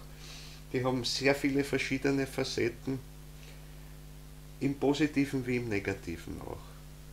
Also nur was zu sagen im Positiven, brauche ich nur erinnern an den Schöpfungsbericht der Bibel, Genesis 1. Da gibt es die 6 Schöpfungstage und der 7. Tag ist der Tag der Ruhe. Ja, diese Schöpfungstage, das sind die Urengel. Die 7 Schöpfungstage sind 7 Urengel, die im Dienste der 7 Elohim, im Anfang schufen die Elohim den Himmel und die Erde und so weiter, so geht das ganze Kapitel durch, da wird das Licht erschaffen dann und alles weiter und zum Schluss endet es dann ein Tag und eine Nacht. Also Tag und Nacht ist dann Yom Echad, der erste Tag, der umfasst einen Tag und eine Nacht. Und die Geister des Tages heißen Yom, das sind die regelrecht fortgeschrittenen Urengel in Wahrheit. Das heißt, wenn im Hebräischen Yom der Tag gemeint ist, ist das nicht wie unser Kalendertag, auch nicht, wenn man jetzt mit längerer Dauer misst, sondern es sind geistige Wesenheiten damit gemeint. Nämlich jene Wesenheiten, die ganz am Anfang der Entwicklung ihr Ich bekommen haben, die dort damals Menschen waren und jetzt halt bereits wesentlich höher sind und unmittelbare, dienstbare Geister, wenn man so will, der Elohim sind bei der Erdenschöpfung. Und da gibt es aber die Taggeister, Yom, und andererseits Laila heißen die Nachtgeister, die dunklen Geister. Das sind die Asuras. Die sind aber durchaus ganz wichtig für die Entwicklung. Der Tag ist ohne der Nacht nicht zu haben, es gehört zusammen. Und es wäre schrecklich, wenn es nur Tag wäre. Und natürlich auch schrecklich, wenn es nur Nacht wäre. Also sie gehören auch dazu, aber sie haben eine zurückhaltende Kraft. Und die ist natürlich jetzt noch stärker als die der arimanischen Kräfte im engeren Sinn. Es sind ganz besondere Geister der Finsternis, weil natürlich auf dieser Wärmewelt, wie ich sagte am Anfang, gab es noch kein Licht. Das war noch eine finstere Welt. Also das heißt, die heutigen Asuras, die Zurückgebliebenen, die wirken in der Dunkelheit. Ganz stark. Ganz stark. Die weiter fortgeschritten sind heute sehr lichtvolle Wesenheiten. Die sind also über diesen Dunkelzustand hinweggekommen. Aber die sogenannten Asuras tragen ihn weiter. Aber der ist auch notwendig für unsere Erdentwicklung, für unsere Entwicklung jeden Tag. Die sorgen zum Beispiel dafür, dass gerade in der Nacht die Lebenskräfte in uns wieder aufblühen können und alles das versuchen zu reparieren, was wir am Tag ruiniert haben durch unsere aktive Tätigkeit, durch unsere Bewusstseinstätigkeit vor allem. Am meisten ist unsere Bewusstseinstätigkeit, die zerstört eigentlich den Körper. Ja, von da, und die Emotionen, und da kommen viele Zerstörungskräfte. Und es sind gerade die Asuras, gerade die Nachtgeister, die das wieder aufarbeiten, die das beleben. Ganz interessant. Aber sie wirken halt im tief Verborgenen und das kann halt manchmal ja nicht so gut sein. Also weil die steuern, da können Menschen dann natürlich auch im negativen Sinn steuern, ohne dass sie es mitkriegen. Ist ein weites Thema. Naja, aber so wie wir das Licht und Schatten brauchen, so brauchen wir die Bösen, damit wir merken, dass wir gut sind. Ja, ganz genau. Ne? Ganz genau. Wie geht man sonst das Bewusstsein? Wow, die sind aber ganz lieb und brav. Na, aber nur weil der andere anders ist. Ja, oder? ja, absolut. Na, wir brauchen diesen Gegensatz. Also es hat seine Richtigkeit, absolut. Und nur wir müssen uns halt bewusst sein, dass das trotzdem uns Schwierigkeiten macht. Und aber wir haben halt die Entscheidung, wir können uns entscheiden, wollen wir auf der Hellen oder so. Wir können uns entscheiden. Und wir haben vor allem auch die Kraft, letztlich sogar diese Dunkelheit aufzulösen. Irgendwann einmal, es ist in ferner Zukunft. Die Lichtkraft ist die stärkere, trotz allem, die Kraft, die das auflöst. Und an dieser Kraft sollen wir arbeiten. müssen wir arbeiten. Ich mein, und ein bisschen was tun wir eben schon, wenn wir jetzt unser Geist selbst entwickeln, also unseren Astralleib einmal von seinen dunklen Schatten befreien, es wirklich auflösen. Dann entwickeln wir Geist selbst. Später werden wir das können mit dem Ätherleib sogar, mit den Lebenskräften. Der Ätherleib ist auch der Liebesleib, habe ich das letzte Mal deutlich gesagt, weil Liebe ist mehr als ein bloßes Gefühl oder eine Emotion. Wirkliche Liebe ist Lebenskraft. Liebe spendet Leben. Wirklich Leben. Also das Eigentliche der Liebe ist diese Lebenskraft. Und wenn wir uns mit der stärker durchdringen und sie aus dem Ich heraus auch verwandeln, reinigen können, das Negative drinnen auflösen können, dann werden wir einmal so weit sein, dass wir uns einen Ätherleib auch aus dem Nichts heraus schaffen können. Also einen völlig unbelasteten. Es wird nicht uns gelingen während der Erdentwicklung, das sind zukünftige Zustände. Das kann nicht morgen sein. Ja, also da müssen wir uns jetzt noch nicht die Sorgen machen darüber. Aber es wird kommen, aber dann entwickeln wir das, was man Lebensgeist nennt. Die kannten die Inder auch, also im Indischen heißt es Buddhi. Zum Beispiel jemand, der zur Würde des Buddha aufsteigt, hat diese Kraft bereits entwickelt.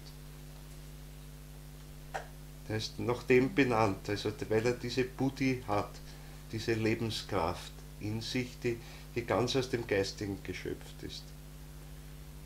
Und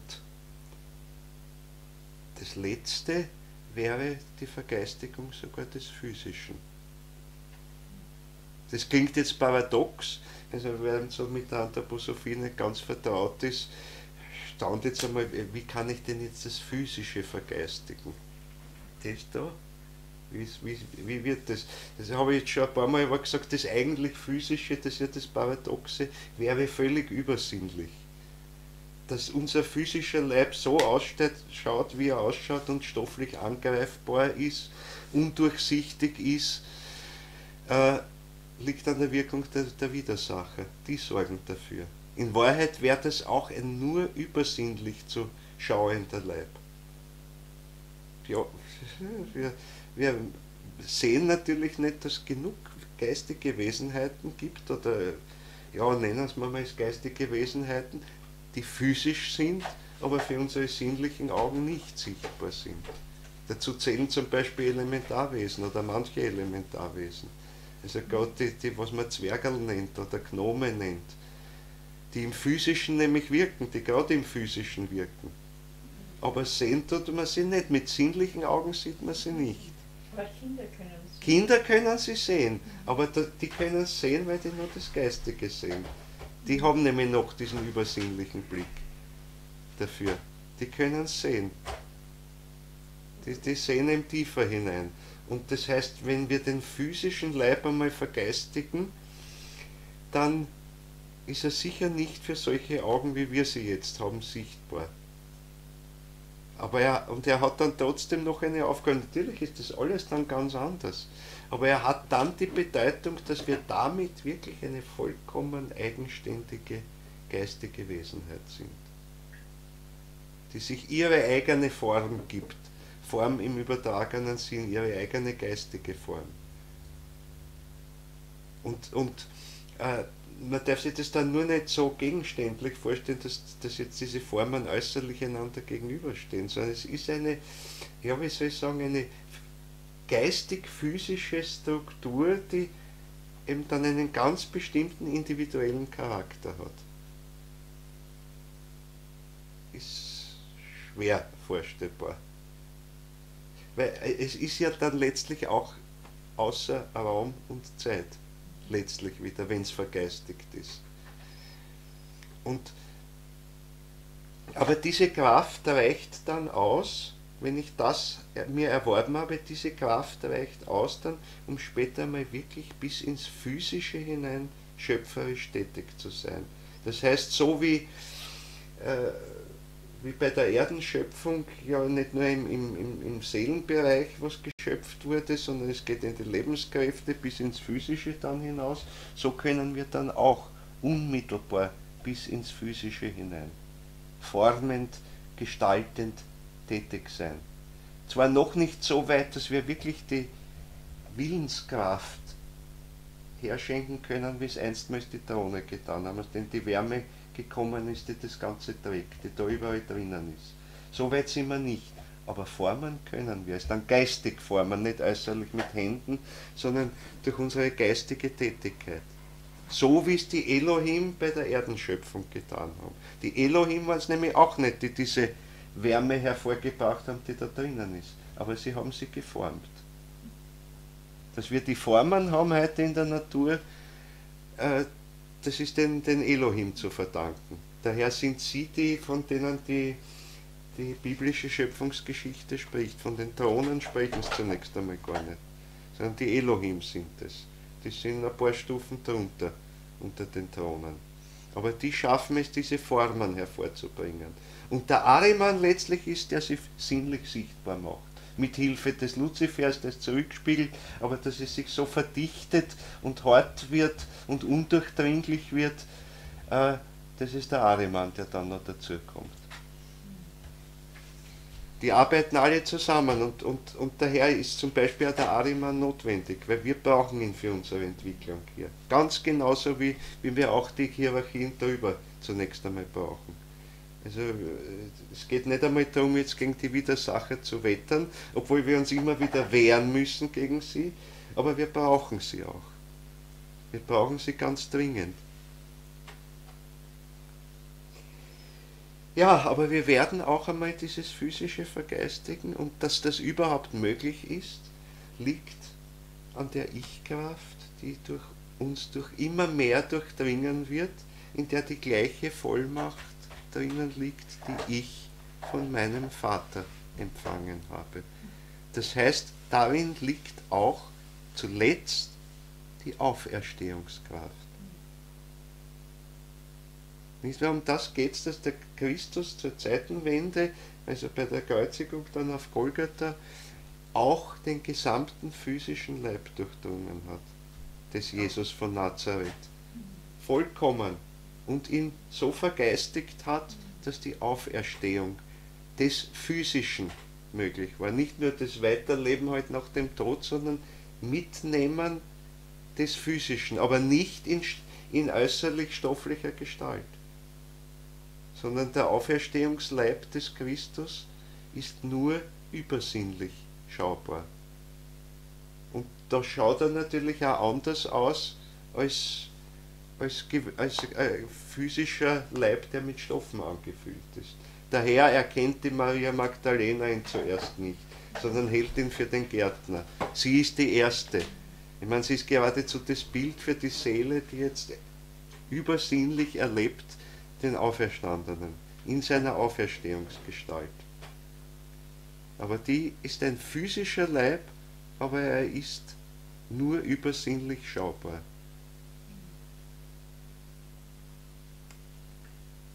Das ist aber das ganz ferne Ziel für uns. Also die Stimme macht es eigentlich aus, dieser Klang, den man wahrnimmt, diese Energie, die dann eine Spiegelung macht, die man immer kennt.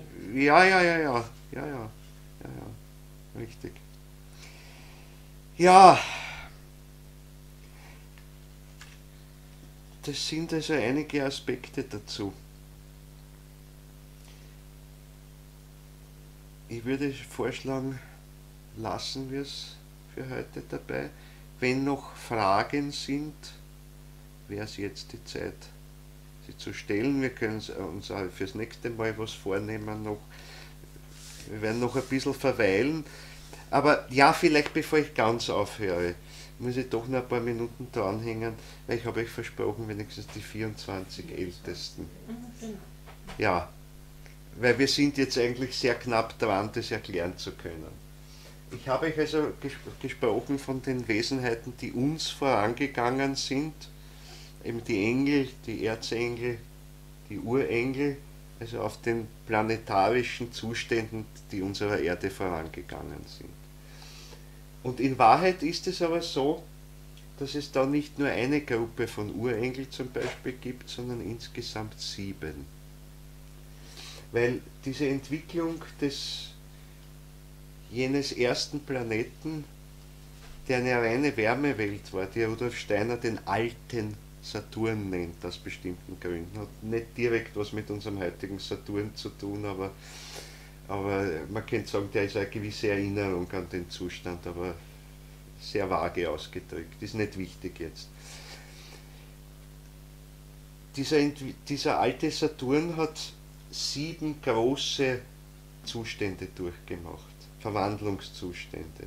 Wir werden das noch kennenlernen, also die 7-Zahl ist immer wieder die Zahl der zeitlichen Entwicklung.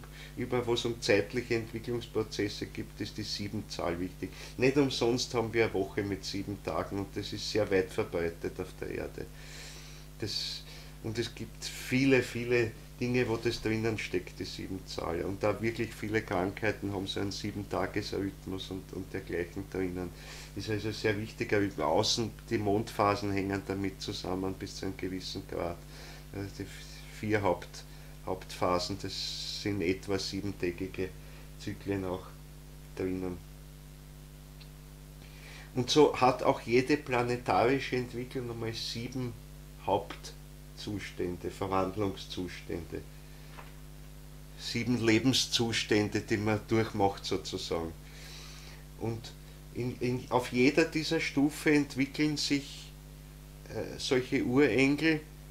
Manche sind eben schneller, manche sind früher fertig, aber bleiben zurück dadurch zum Beispiel. Andere warten sehr lang, bis sie dann wirklich ihre Entwicklung vollenden, aber schöpfen sie dafür voll aus. Also da gibt es große Unterschiede, aber es gibt 7 solche Entwicklungszustände auf dem alten Saturn. 7 Runden, wie man es auch nennt. Also 7-mal geht das Spiel durch.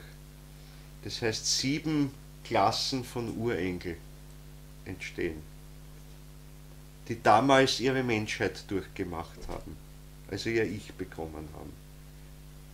Das heißt, 7-mal Menschenwesenheiten eigentlich, die uns vorangegangen sind. Heute sind es halt Urenkel, heute sind sie die Urenkel, damals waren es noch nicht so kräftig.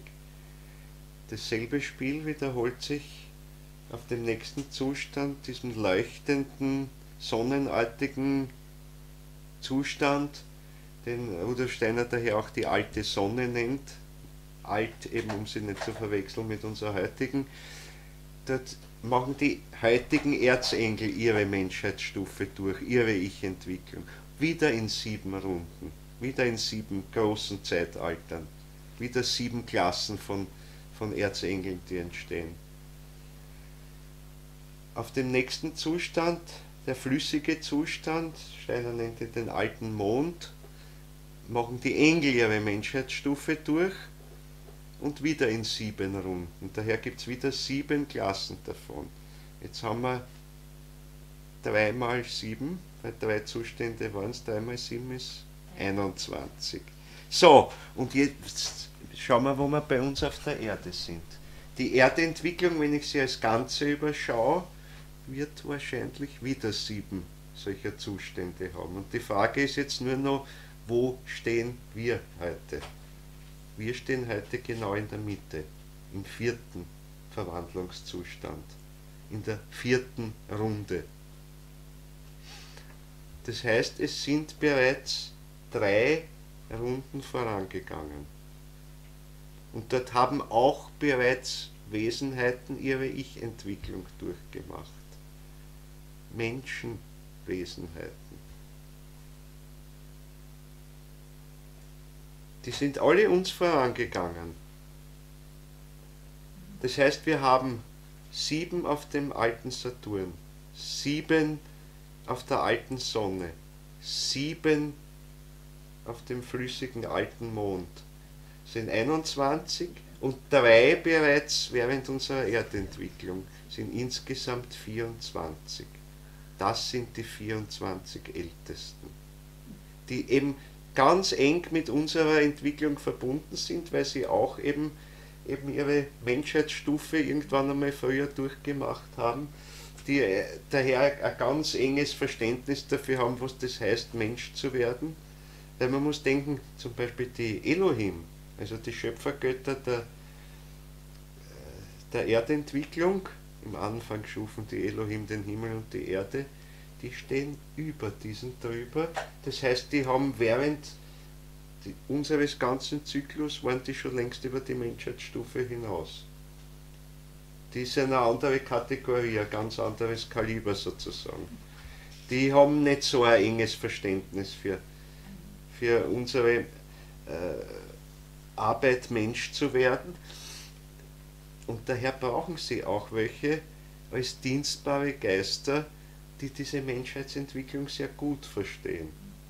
Und daher brauchen sie die Schöpfungstage, die eigentlich Schöpfungsgeister sind, nämlich diese Urengel. Heute, während der Erdentwicklung sind sie Urengel, auf dem alten Saturn haben sie erst ihre Menschheitsstufe durchgemacht. Aber das heißt, die Elohim hätten den Menschen nicht schaffen können ohne der Hilfe dieser Urengel, die als erste das Experiment Menschwerden durchgemacht haben auf ihre Art. Experiment.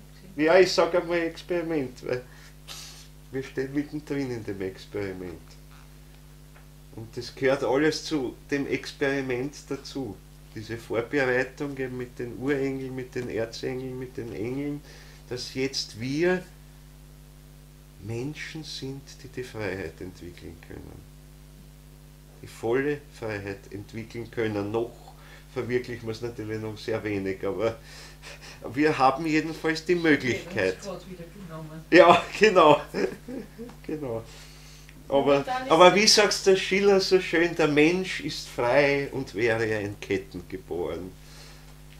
Also das heißt, es geht vor allem einmal um die geistige Freiheit, aus der heraus man letztlich dann alles irgendwo überwinden kann, früher oder später. Vielleicht erst in der nächsten Inkarnation, aber da haben wir einen weiten Weg. Ja, aber damit höre ich jetzt wirklich auf. Also jetzt habe ich euch das bisschen von den Ältesten versucht nahezubringen.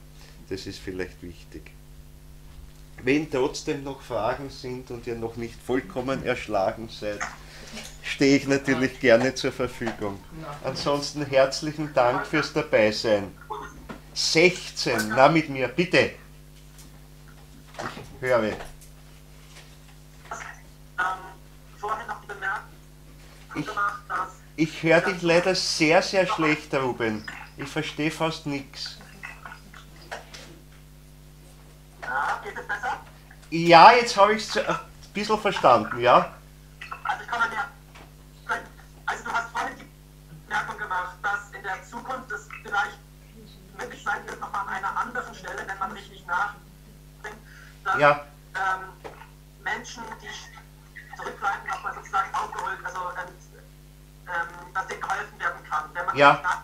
nachdenkt, was so bei Steiner, was Steiner nicht so direkt ausspricht, sondern was man herausfinden kann, wenn man wirklich nachdenkt. Und Ja. hast du, glaube ich, auf diese Ältesten noch eingegangen und diesen Punkt hast du aber jetzt nicht ausgeführt, sondern den wolltest du ausführen. Das habe ich nicht verstanden.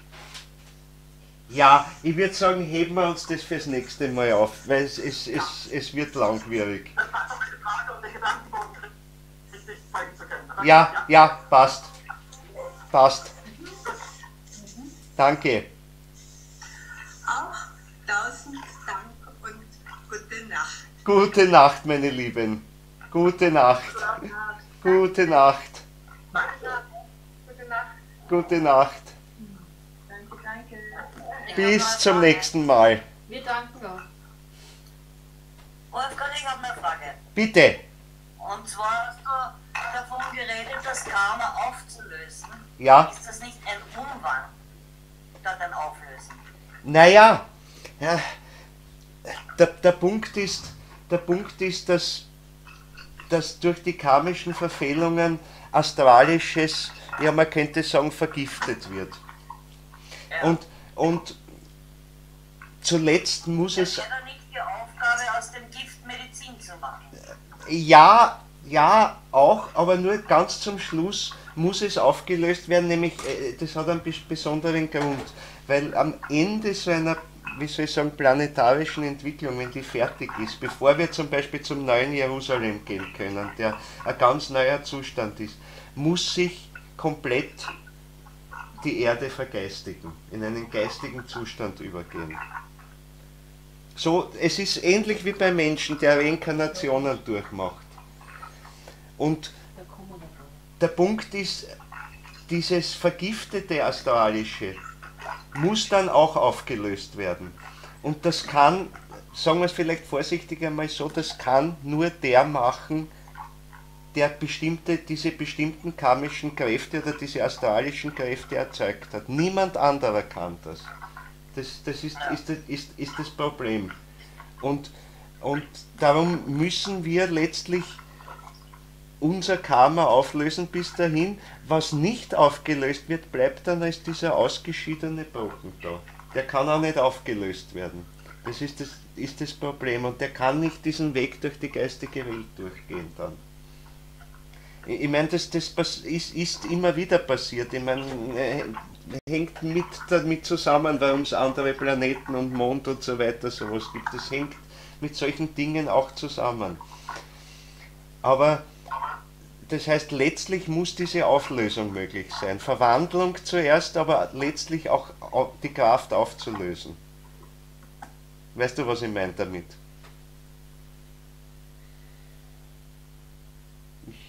Wenn aus dem Gift Medizin wurde, ja, dann brauche ich es ja nicht auflösen. Nein, ich muss es auflösen, weil es weg muss. Es muss ein rein geistiger Zustand sein, in dem es nichts Physisches mehr gibt, nichts Lebendiges mehr gibt und auch nichts Seelisch-Astralisches mehr gibt. Und der Punkt ist, diese Auflösung besteht darin, dass das negative Karma, was wer erzeugt hat, kann nur der es erzeugt hat, so verwandeln, dass er es dann auch auflösen kann. Zum Schluss. Das ist die Tat des Menschen, der es erzeugt hat. Das heißt, die Auflösung passiert automatisch. Es ist erst die Verwandlung, Ja, das Vorhandene nehmen, etwas Positives machen daraus, genau. und damit löst sich's auf. Damit löst sich's auf. Damit löst sich's endgültig auf. Dazu muss man sagen, dass die Verwandlung von allem in Wahrheit, bis ins Physische hinein, immer so stattfindet, dass es eigentlich ein ins Nichts hineinführen ist und aus dem Nichts neu herausschaffen. Das heißt, es geht keine Substanz durch. Nicht einmal beim Physischen heute. Das wissen die Physiker heute bereits, dass es Materie in dem Sinn von einem kontinuierlich existierenden Stofflichen nicht gibt. Sondern was uns als Stoff erscheint, ist etwas, was aus einem nichtstofflichen Bereich kommt, eine Wirkung erzeugt und wieder verschwindet. Und wenn jetzt angenommen so ein Atom oder ein Elektron fliegt, dann fliegt nicht wirklich ein Elektron, sondern es entsteht was, eine Wirkung und ist wieder weg. Und es steht wieder eine Wirkung und ist wieder weg. Und wieder eine Wirkung und ist wieder weg. Und das ist deswegen so genial, weil das Muster ist, wie das Geistige überhaupt wirkt. Und wie das Geistige im Hintergrund von allem steht. Dasselbe geht nämlich auf der seelischen Ebene, sprich astralische Ebene. Astralische ist sozusagen die Weltseele, wenn man will, weil es so groß ist wie die Sternenwelt. Aber nichts dort besteht, sondern es vergeht und entsteht. Es vergeht und entsteht. Durch die Tätigkeit des Geistes. Der Geist, die geistige Tätigkeit trägt es in Wahrheit. Das heißt, wenn man glaubt, es besteht ein Astralisches kontinuierlich durch und verwandelt sich, so ist es nur teilweise richtig, weil in Wirklichkeit entsteht und also vergeht und entsteht und wieder in verwandelter vergeht wieder, entsteht in etwas leicht veränderter Form, vergeht wieder, entsteht wieder in neuer Form, bis es zum Schluss einmal eine Zeit lang zumindest gar nicht mehr herauskommt, sondern dann im rein Geistigen bleibt und dann fängt eine neue Entwicklung an. Dann geht es in den nächsten Entwicklungszustand über. Also, Okay, ich glaube, ich habe es jetzt verstanden. Guti, bitte, Okay. gerne. Also dann. Alles denn, bis zum nächsten Mal. Ja. wenn niemand mehr Fragen hat, dann verabschiede ich mich und wünsche euch eine schöne Woche. Bis zum nächsten Mal. Danke. Bis zum nächsten Mal. Danke dir, Wolfgang. Danke. Baba.